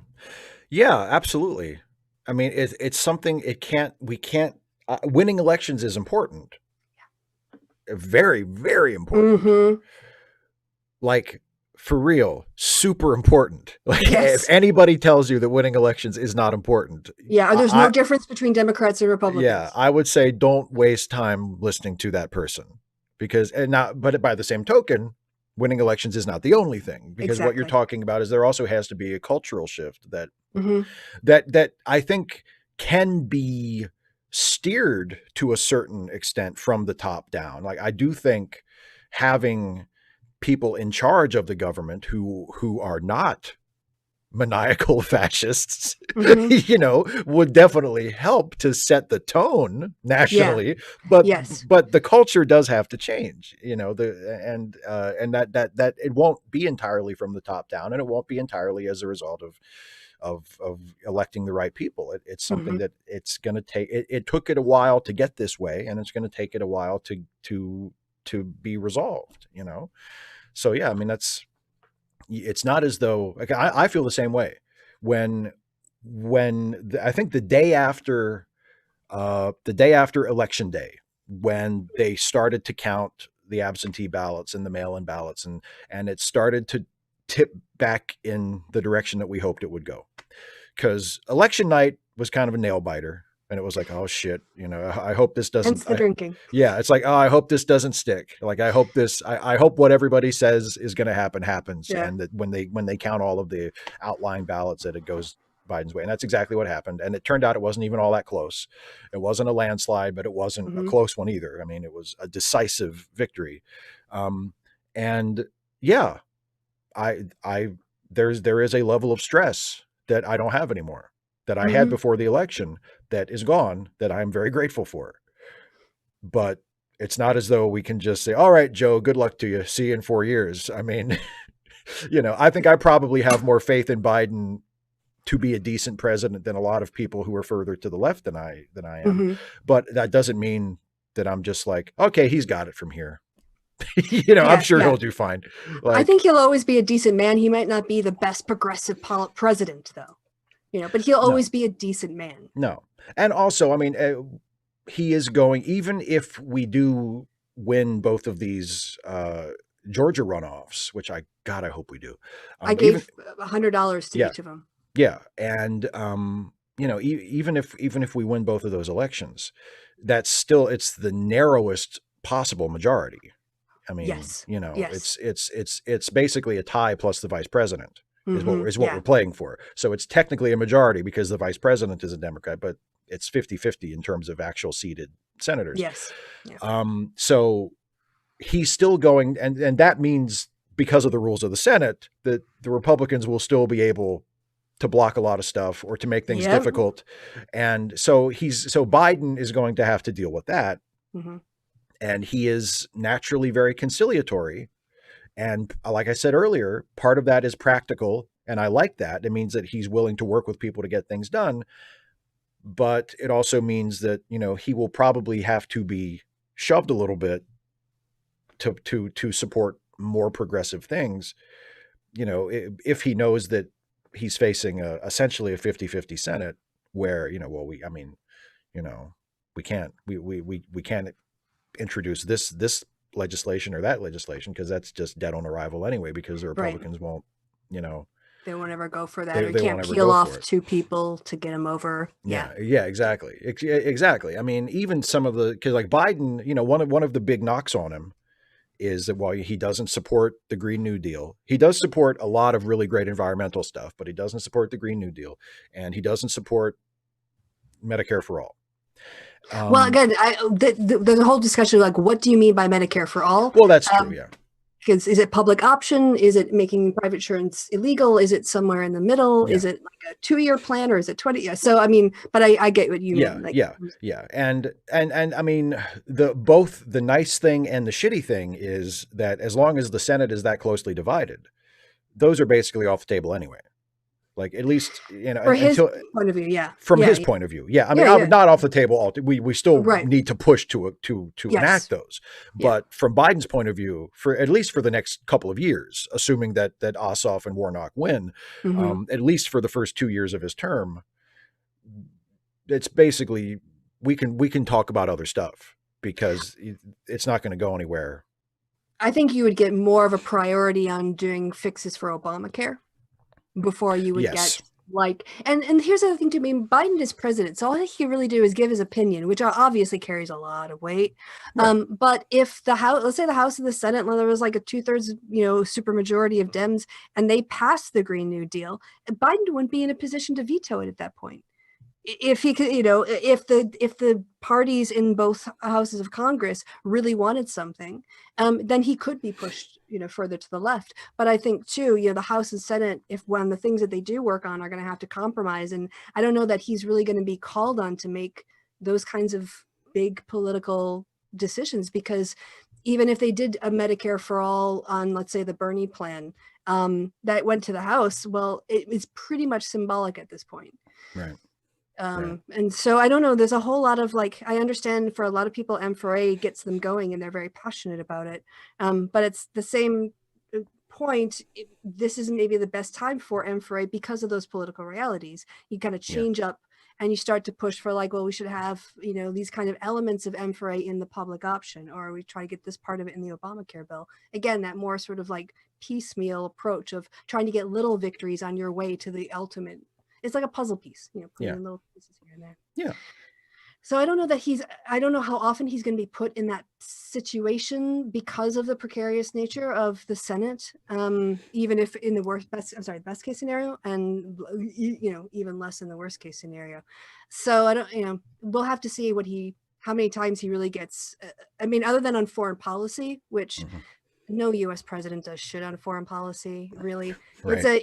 There's a whole, and I'm not saying it's right, but there are whole kinds of legacies and military agreements and infrastructure and investments that, you know, the military, they're like the civil servants in the UK that have been there forever and know all the ropes. And then you get just like ministers that change office and they just sort of like, it's sort of the Sir Humphrey stereotype. But, you know, the military has like, you know, decades long plan, and one president comes in for 4 years, and, you know, you can do so much, but you can't do everything, as Trump found out. Yeah, indeed. And Obama too with Gitmo. Yeah, and he got blamed for that. Yes, yeah. Even though I don't think basically, like and then I apologize to our viewers in the live chat. I have been kind of neglecting if there have been questions I've missed them, but I did see a question that I wanted to ask in a minute. But first, I mean, somebody. I think it was in one of my live streams a little while ago where there were some anti-Obama people, which is fine. Like, I know Obama wasn't perfect. And they said, I said, well, like, what do you think, other than like the drone strike thing, which I think pretty much everybody is on board that he droned, he was a little drone happy during his term. But other than stuff like that we all mostly agree on, like, what are some things that you think he could have done that he didn't do? And a couple people brought up not closing Guantanamo, and I was like, I don't think that's on him, because I think he tried to do it and he just couldn't do. Like, the Republicans just did not let him do it. I remember him trying to do it.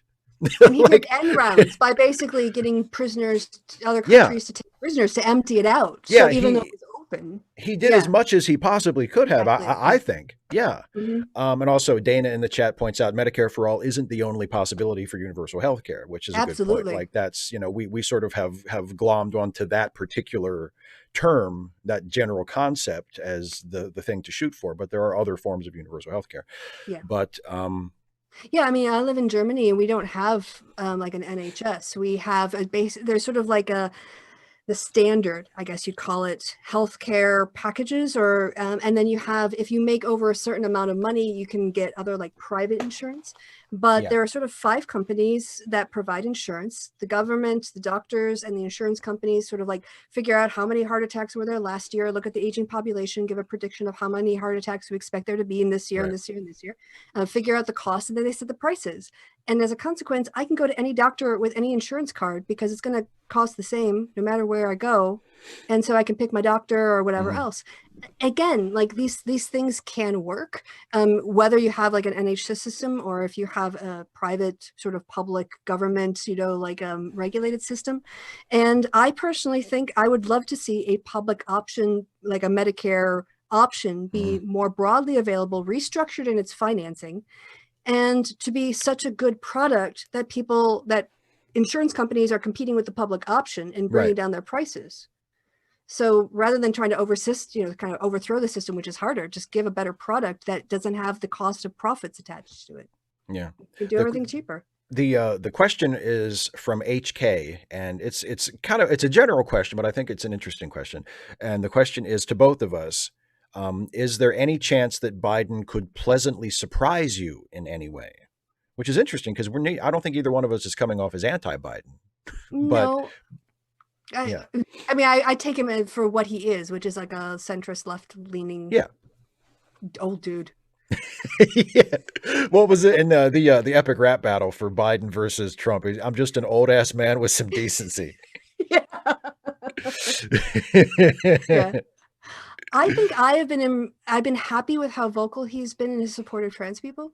Yeah. And not that maybe this position didn't surprise me, but his willingness to step up into it and make that a normalized part is the first time I've seen a president-elect now do that. And that for me, like, you have to remember, Biden was the one who kind of like pushed Obama into same-sex marriage support. Yeah. Remember how he kind of like tripped him up? He came out, he's like, oh yeah, we support same-sex marriage. Donald was like, fuck, shut up. Obama was like, oh, I guess we do. Sure, cool. Okay, yeah, yes. So that too, the fact that he was leading on that. And the other thing, of course, like I said, the rubber meeting the road is, Biden had said, look, I'm not going to be around forever. I know that I am passing on the torch. And he wanted to pass it on to someone who didn't look exactly like him and every other president that has ever been. And of course, he picked the candidate that I had been supporting early on before she dropped out of the race. So obviously I was thrilled. Yeah, but sure. What was really heartening to me was to see, because I follow a lot, I don't know how to quantify it, people on Black Twitter, and what it meant for Black women to see someone like them in that role. It reminded me how I felt when Hillary Clinton was nominated. Yeah. In that, to see a woman in that position and up on that debate stage for me was very important. And I realized, not all women identify with Hillary Clinton because she's white.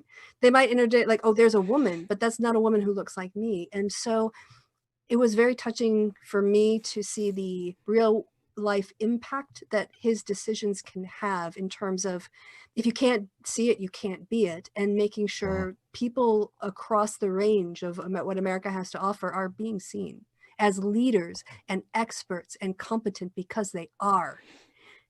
All they needed was a microphone, in a country that didn't judge them on their skin color. Yeah. Yeah.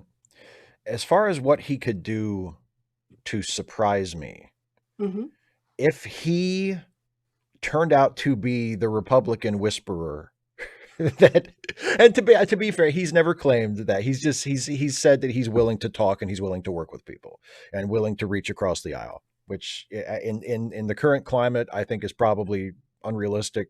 But if he is able to talk Republicans into voting for positive stuff, that would be great, because they're going to need, in the Senate, they're going to need some people to cross over if they want to, at least for the next couple of years. They're going to need people to cross over if they want to really accomplish major things.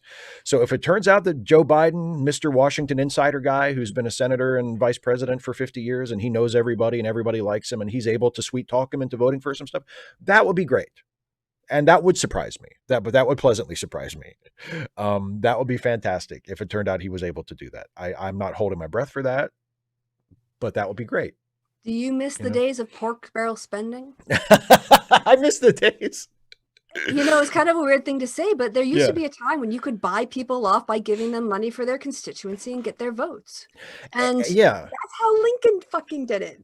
Yeah. Right? Yeah. Yeah. Well, and I mean, and that's, I mean, it's the division between my idealism and my pragmatism, because my idealism says that shouldn't be necessary. They should do it because it's the right thing. And we shouldn't have to, give a congressperson a pet project in their district. Yeah. Or whatever. We shouldn't. Yeah. I went to school. I went to college at Shepherd University in West Virginia, where literally every public building in the state is named for Robert Byrd. Oh, right. I mean, every post office, every school, every government funded building at a college or a university, it's all Robert Byrd or named after his wife or his kids. Yeah. I'm sure he wanted to rename the state the Robert Byrd state, right? He would have if he could have. But that was what he did. That was how he held on to his job for all those years, because he was like, see, that's me. You like that post office? You like that job in. You like that school? You like that bridge? You like that whatever? That was me. I'm your guy. Yep. I take care of you. But also that thing, that was sort of the deal, is you scratch my back, I'll scratch yours. And I don't like that. But at the same time, if the scratches they're exchanging are relatively benign things, you know what I mean? Like, it's not like, well, you vote for me and I'll cut down that forest. I'm not in favor of that. But if it's, you vote for me and I'll get you that post office named after you, or you vote for me and I'll get you that pet project in your district or whatever. Honestly, if that's the price to pay for, like, the Voting Rights Act or the Violence Against Women Act or the American Disabilities Act, or name your landmark legislation that probably had to have some people get massaged a little bit so they would vote for it, I can't honestly say I'm that upset about it. Because that what it does is it takes away one way for power to be used. And the question, and people will say, yeah, this was abused, it's not fair. People would get money because of the committees they sit on or whatever else. But when you take that away, it seems to lead to more intransigent partisanship.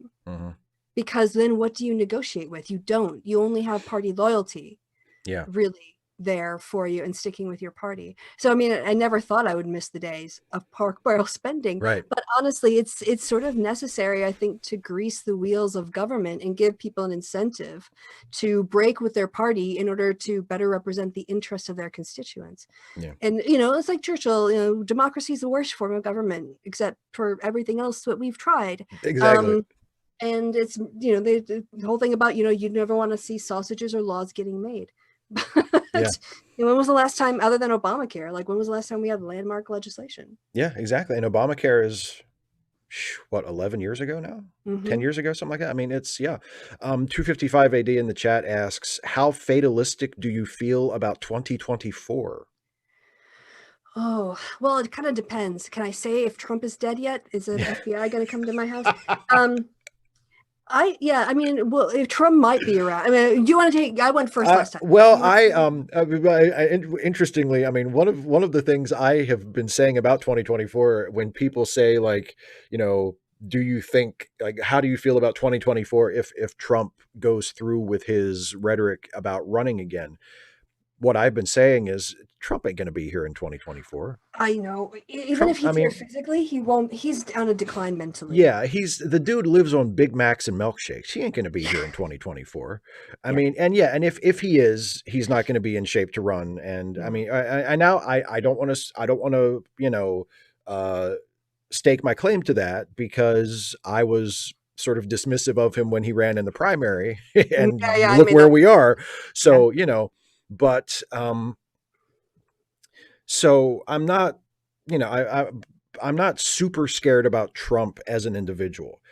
But I know I've seen enough election cycles by now that I know that just because we won this time doesn't mean we're going to win next time. And, even if Biden does a good job, and even if things go well over the next 2 to 4 years, that's no guarantee that when we turn out to vote next time, that people will take that into account and will not be susceptible to the right wing line of bullshit, because we continually fall for that. Like, we fall for it over and over and over again.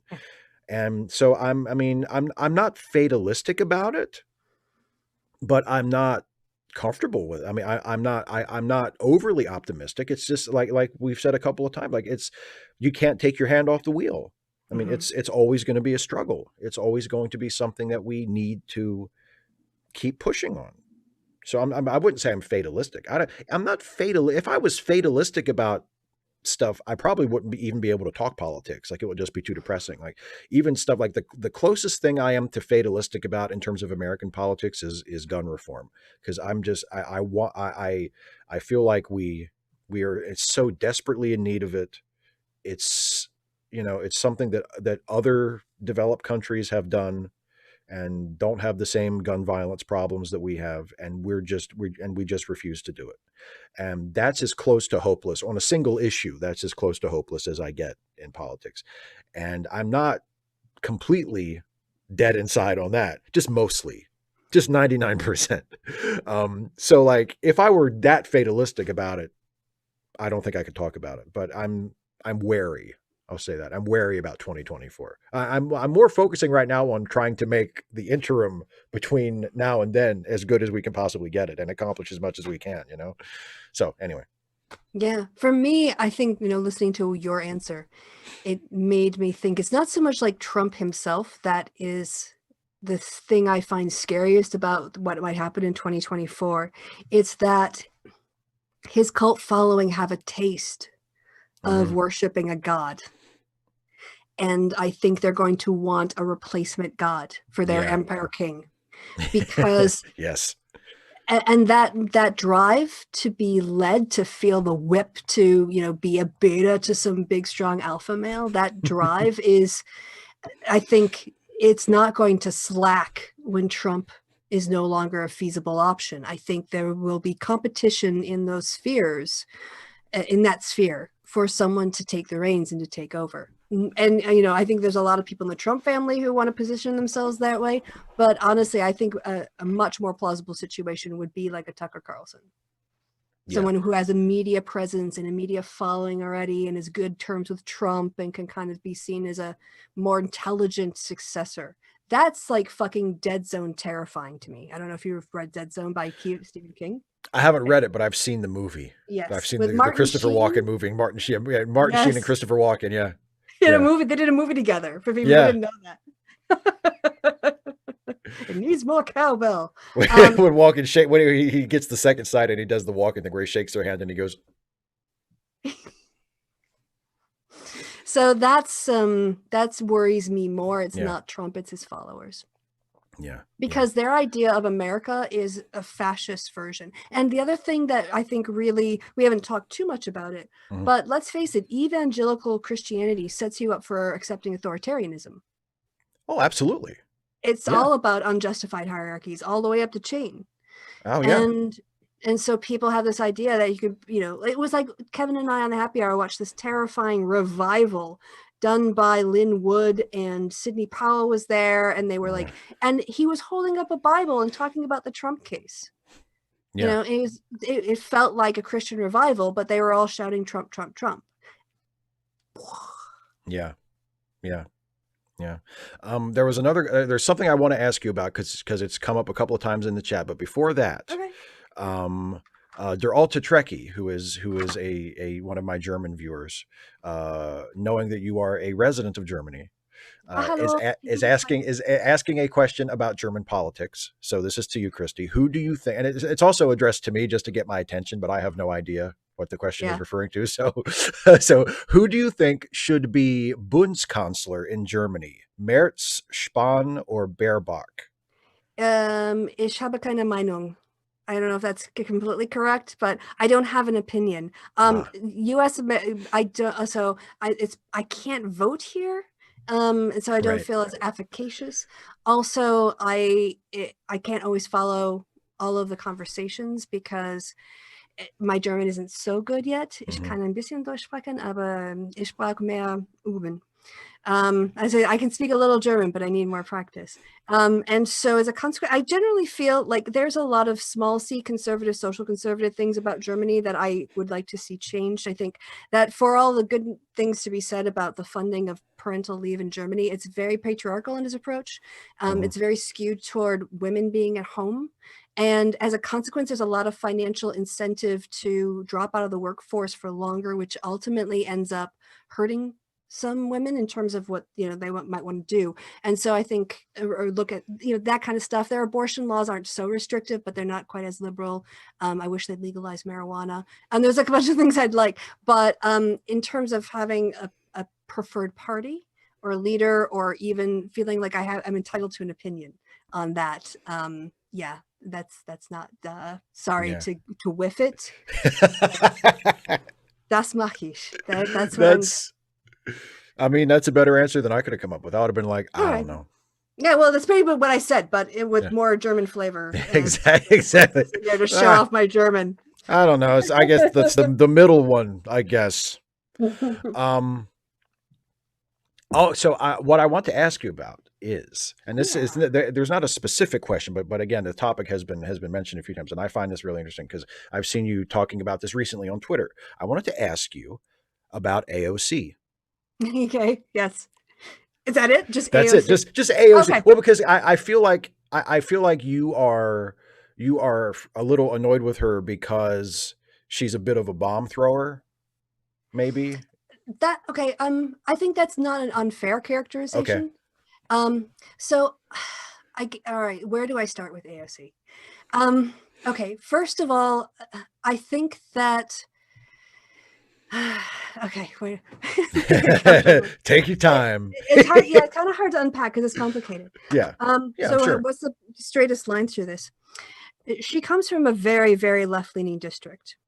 And I think she basically had to primary a Dem to get her seat. And she has always experienced living in a left-leaning district. She doesn't consider herself, I don't really think, I don't know, she kind of goes back and forth on this, I've seen, depending on the audience or maybe the period in time. But, she's basically said, I'm not really a Democrat, but I run as a Democrat because that's where the power is. And so in that way, I feel like the thing about being a member of a party is that you're meant to pull together. And I think it's fine to have internecine debates and arguments within the party about the direction that we go in. And so when it comes to like Republicans and especially like outsider men crapping or shitting on her, I will defend her. Let's just put it this way.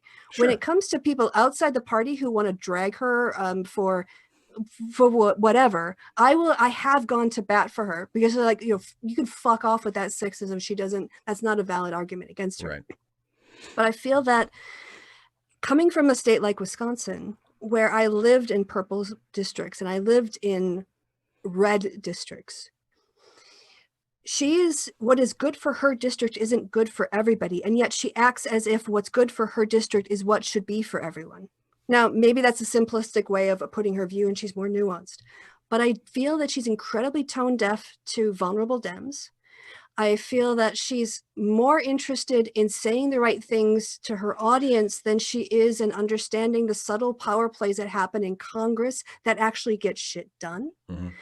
And I think that it's a stupid idea, or I would say, but it is a ridiculous strategic position to take up, to call for the end of Nancy Pelosi's leadership and not have an alternative, or Right. not even have a strategy to get somebody in there, and say that right before the committee selection assignments are handed out. So, like, on the one hand, I know she believes very deeply in what she feels is right, but I believe that because she thinks she's so right, she's a little bit blinded, and she ends up doing, in some cases, more harm to other people than her than good. And as a consequence, she hurts the party. But I also feel like she doesn't give a fuck if she hurts the party, because she's not really there for the party. Mm-hmm. So I just feel that it's a little bit of using us, and not quite to the extent, and I like be controversial. Bernie Democratic Party structures way more. He routinely runs as a Democrat in a primary, and then as soon as he wins, he will switch to, and he'll abandon or he'll renounce his party membership and run as an independent. But then he doesn't have to face a Democratic opponent. Isn't that nice? And I kind of feel the same way about OAC, and I get it. There are people who are ideologues who aren't interested in party; they're interested in issues. And I just feel, on balance, she has the potential to be. Look at Katie Porter. Look at, oh God, there's, like, I can't remember all their names. Presley? Ayanna Pressley, yeah. Yes, thank you. Yeah. There are members of the squad who fucking do their work. And they show up and they get media headlines, not because they get in a fight with Ted Cruz on Twitter, but because they're doing stuff in committee.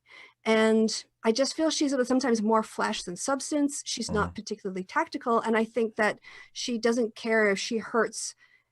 She's like, she thinks the Democrats, I feel like she dismisses people like me by saying Democrats aren't really a left party. They're like a center right party. It's a whole thing. If you're not an anti-capitalist, you're not a progressive, fuck you. And I think that's where my resentment comes from. I feel very gatekept, like a lot of gatekeeping goes on with her. And I resent it. On the other hand, she's in my party. So if it comes to outside the Democratic Party and people going after her, then it's like, get the fuck away from her.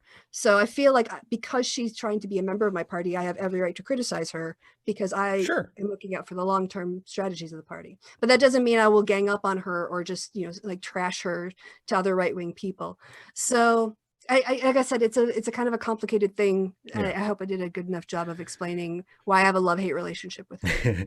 No, I think I get it. I think people watching would get it. I mean, I am generally a big fan of hers, but I see what you're saying, especially in terms of having to live with the party that we have. You know what I mean? Because you're right. I mean, if the Democratic Party were mostly people who were ideologically lined up with Ocasio-Cortez, then that will be one thing. But because it is a more ideologically diverse party,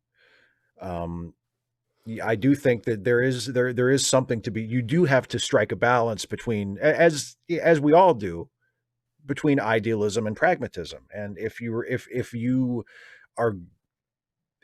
going to alienate yourself from the rest of the party to the extent that you won't be as effective a legislator as you might be, I feel like it's fair to criticize you for that, and to say, maybe it wouldn't hurt to be a little more conciliatory within the party, because we're not talking about being conciliatory with Republicans. We're talking about working with fellow Democrats who, generally speaking, we're all pulling in the same direction.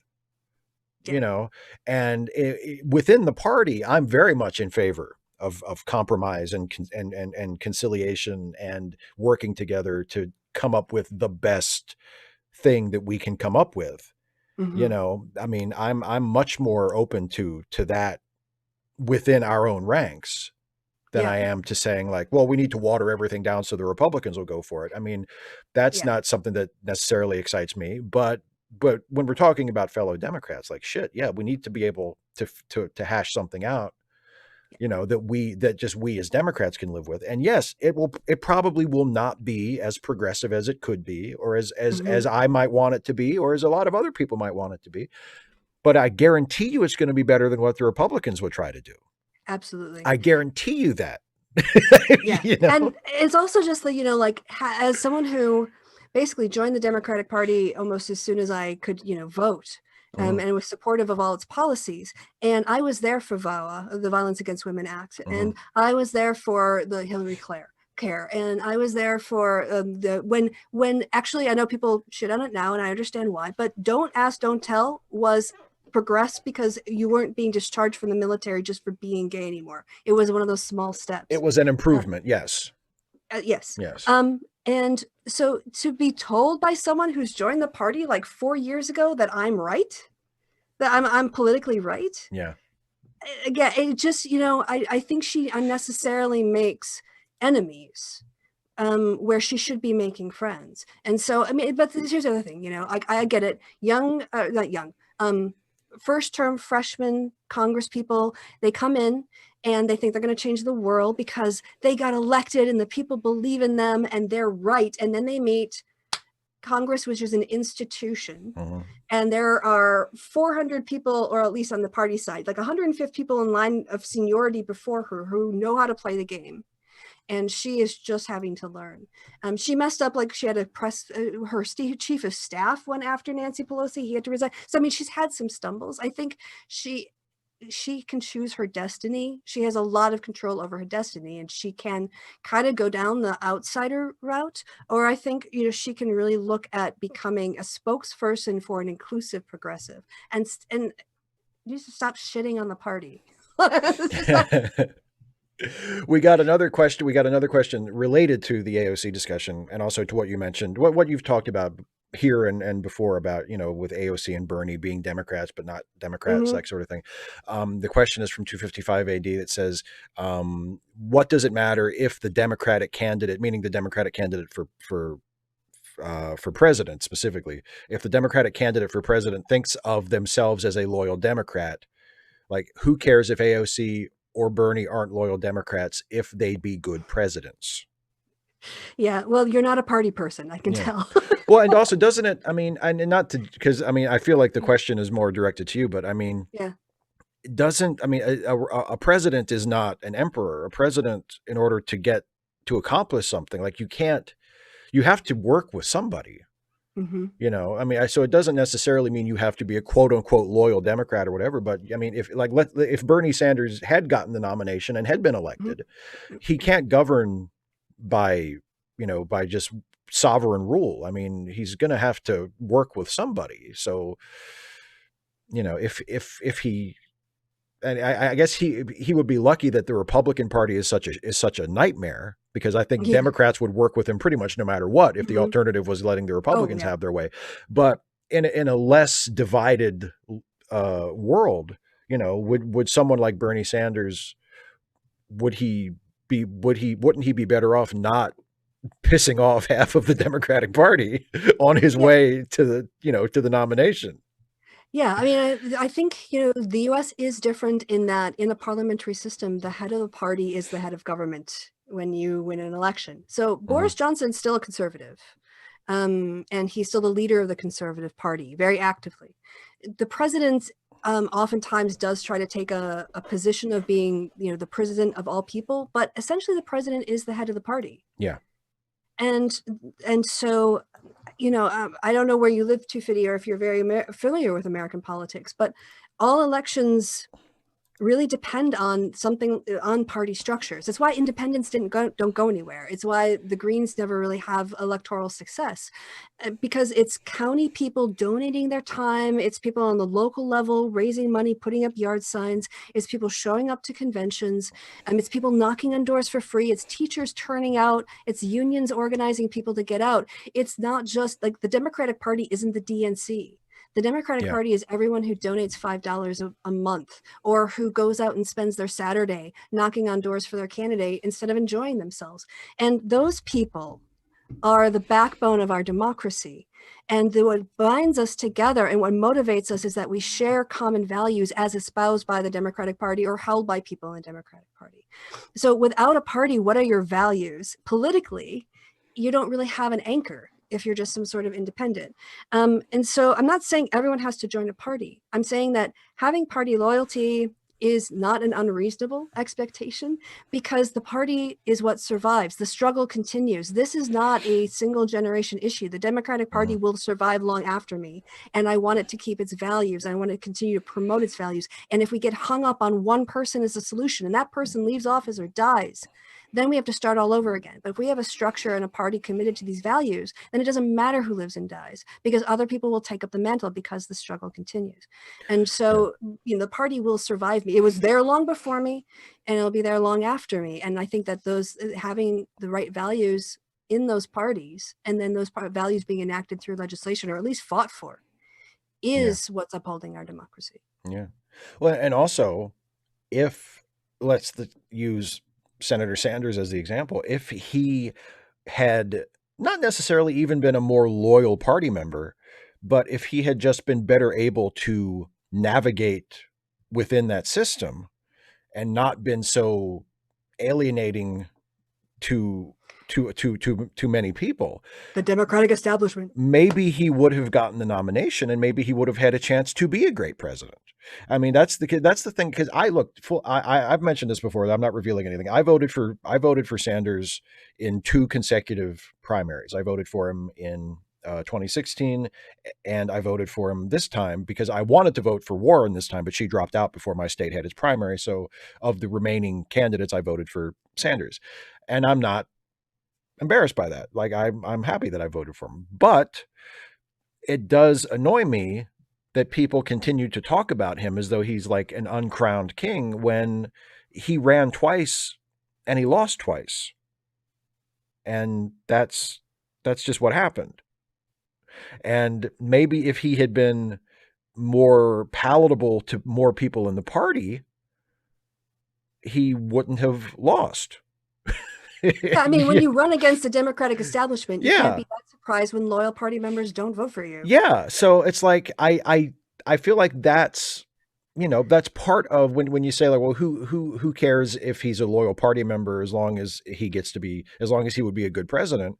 Well, but he's never going to be a president at all if he's not able to get for better or worse, it's a shitty system, but it's the system we're stuck with for the moment. It's a 2-party system. And if you are not either the nominee of the Republican Party or the Democratic Party, you're probably not going to get anywhere close to winning the White House. And, the Democratic Party is the more hospitable party to Bernie Sanders. So you're going to run for that party's nomination, but you're also going to shit on the party the whole time. Yeah, you don't shit where you eat. That's the first rule of life. Do not shit where you eat.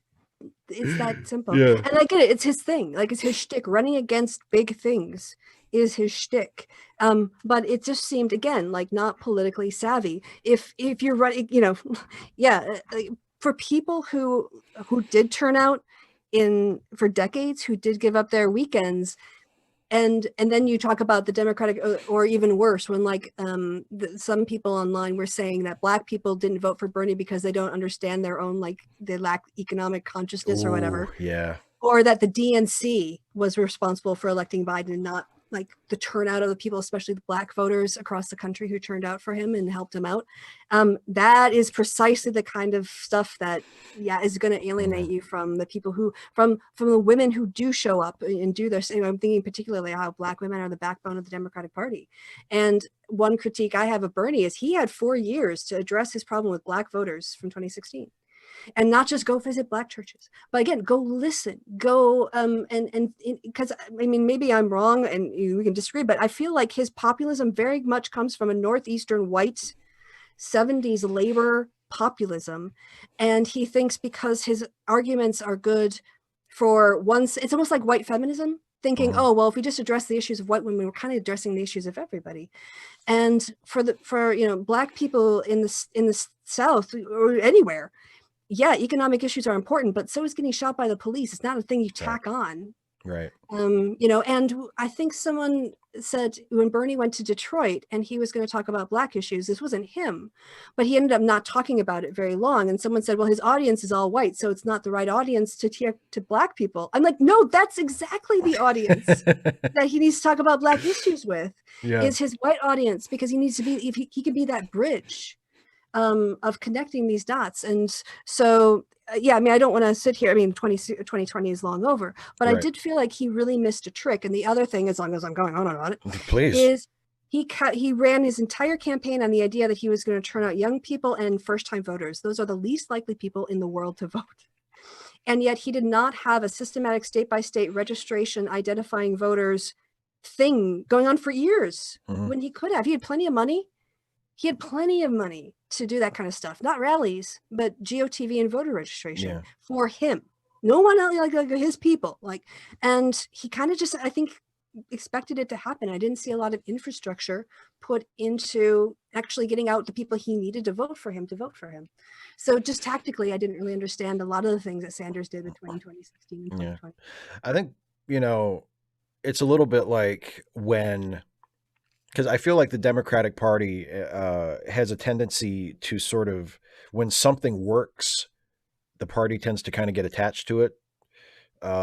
Maybe to, at least nationally speaking, maybe to an unhealthy degree, like with when Clinton was president, because he had to spend most of his administration working with Republicans in Congress in order to get anything accomplished legislatively. He really keyed in on the idea of triangulation and saying like, well, we can't get everything that we want, but they won't get everything they want either. And we'll just find a place in the middle that we can meet.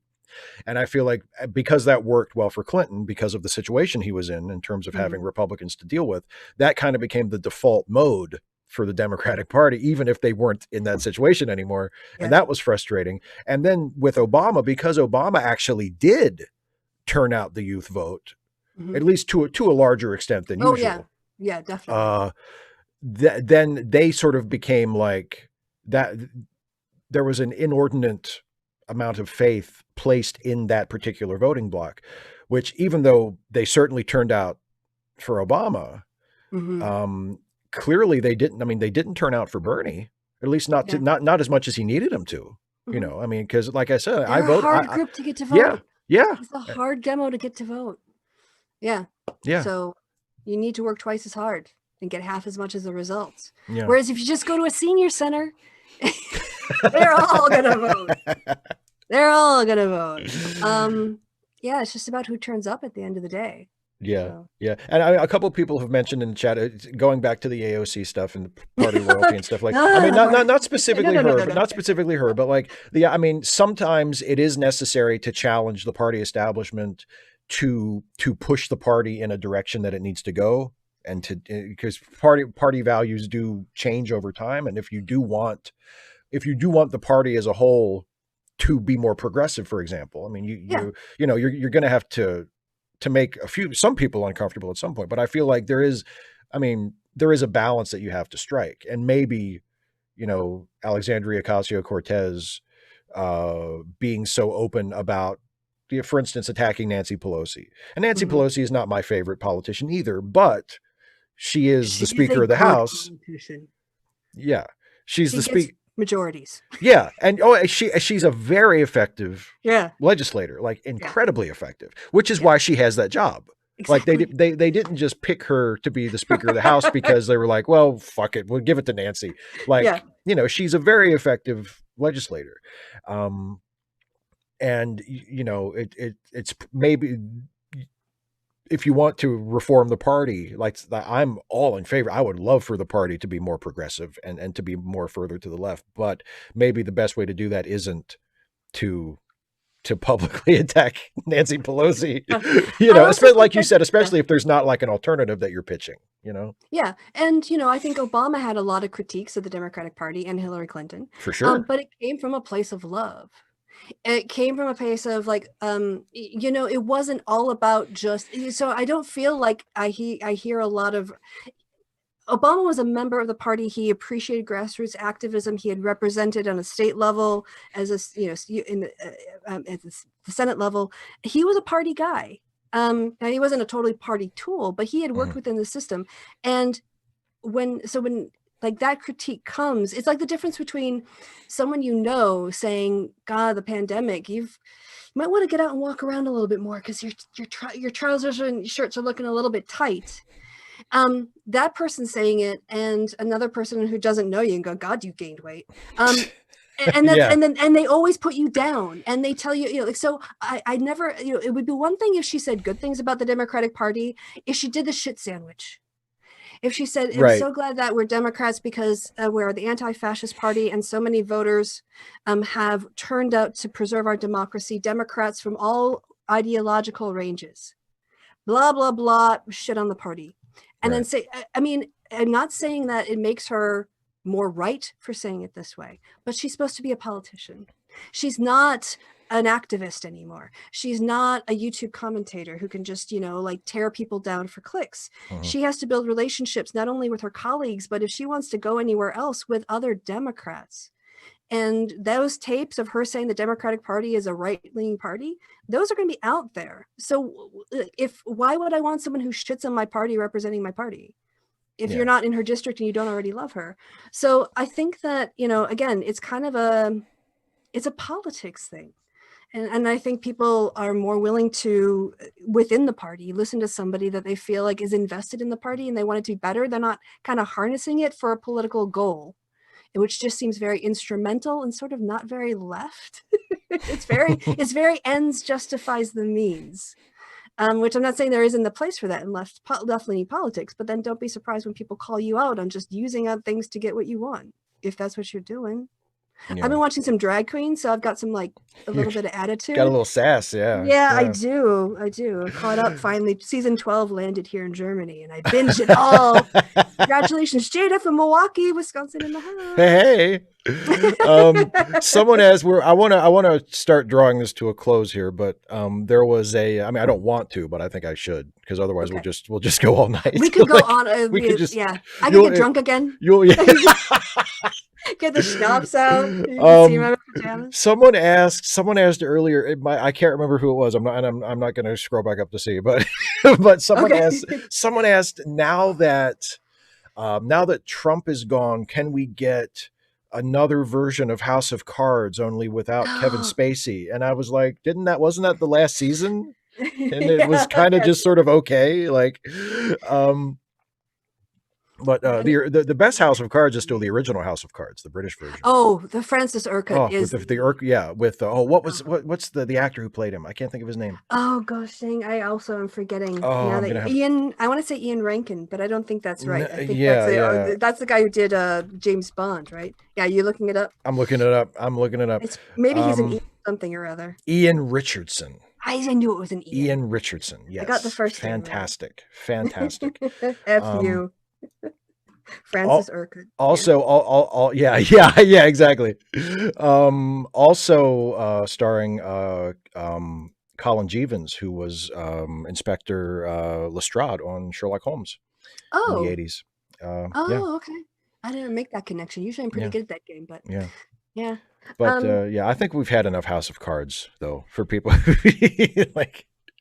Yeah, I guess, rather than a House of Cards, I think if I had my druthers, there's an old-fashioned word. There you go. If I had my druthers, I would like to see Hernando Iannucci do a version of like The Thick of It, but for the Trump administration. Oh no, that would be hilarious. It would be, because he did Veep, right? And didn't he also? He might have. Didn't and was he the showrunner on The Young Pope too, or was that somebody else? Oh gosh, I can't remember. Hernando. Yeah, he's a really really hilarious. Oh yeah, so writer. dry. I mean, yeah, it's fantastic. His humor would. I mean, I haven't watched a lot of Veep because I don't know if I didn't get over here, but his that would go right with his humor. Satirist. He's actually listed online. Professional satirist. Professional satirist. It actually says his name and then satirist. He's not like a writer or showrunner or anything. That's amazing. I didn't even know that was a job. I didn't even know that was a job. What placement test do you have to take to get that? Know, your high school guidance counselor says you should be a professional satirist. Yeah, so I'm just going through. I have to know now. This is like I have to check this. So, what are his credits? All filmography. That's what I'm looking for. There you go. We're looking it up in real time.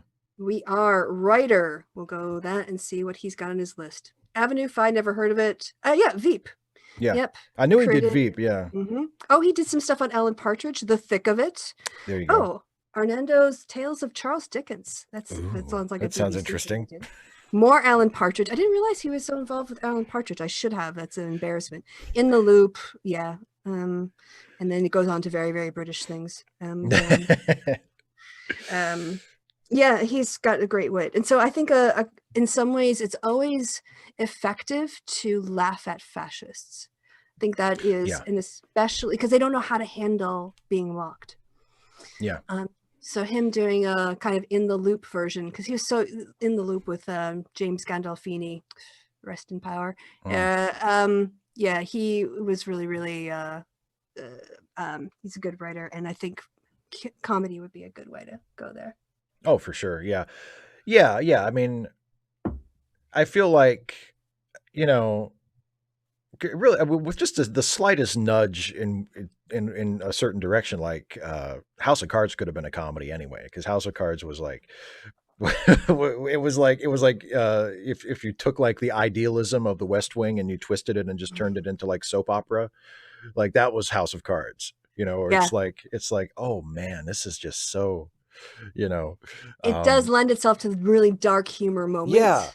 Yeah. And so but yeah, I don't know if I feel like I've seen all of House of Cards that I need to see. Like I thought the first, like I said, I love the British version. I thought all 3 seasons of the British version were fantastic. Like the first season of the American version was pretty good. And then after that, it was just sort of like, oh, they're going to keep making it. They need to learn to stop when they're at a high point, as opposed to dragging it all out.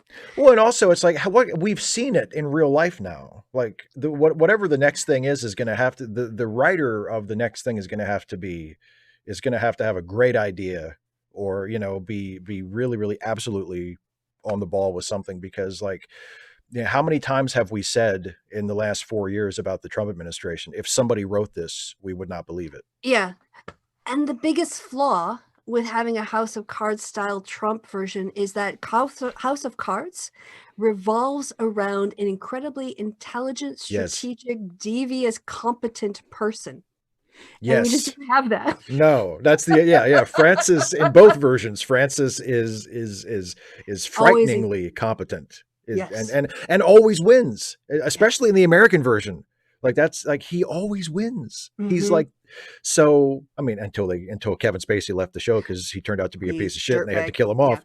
But other than that, but the administration would play that role. No, nobody. There's nobody. No one. There's nobody. No. They're all the worst. They're the most incompetent people.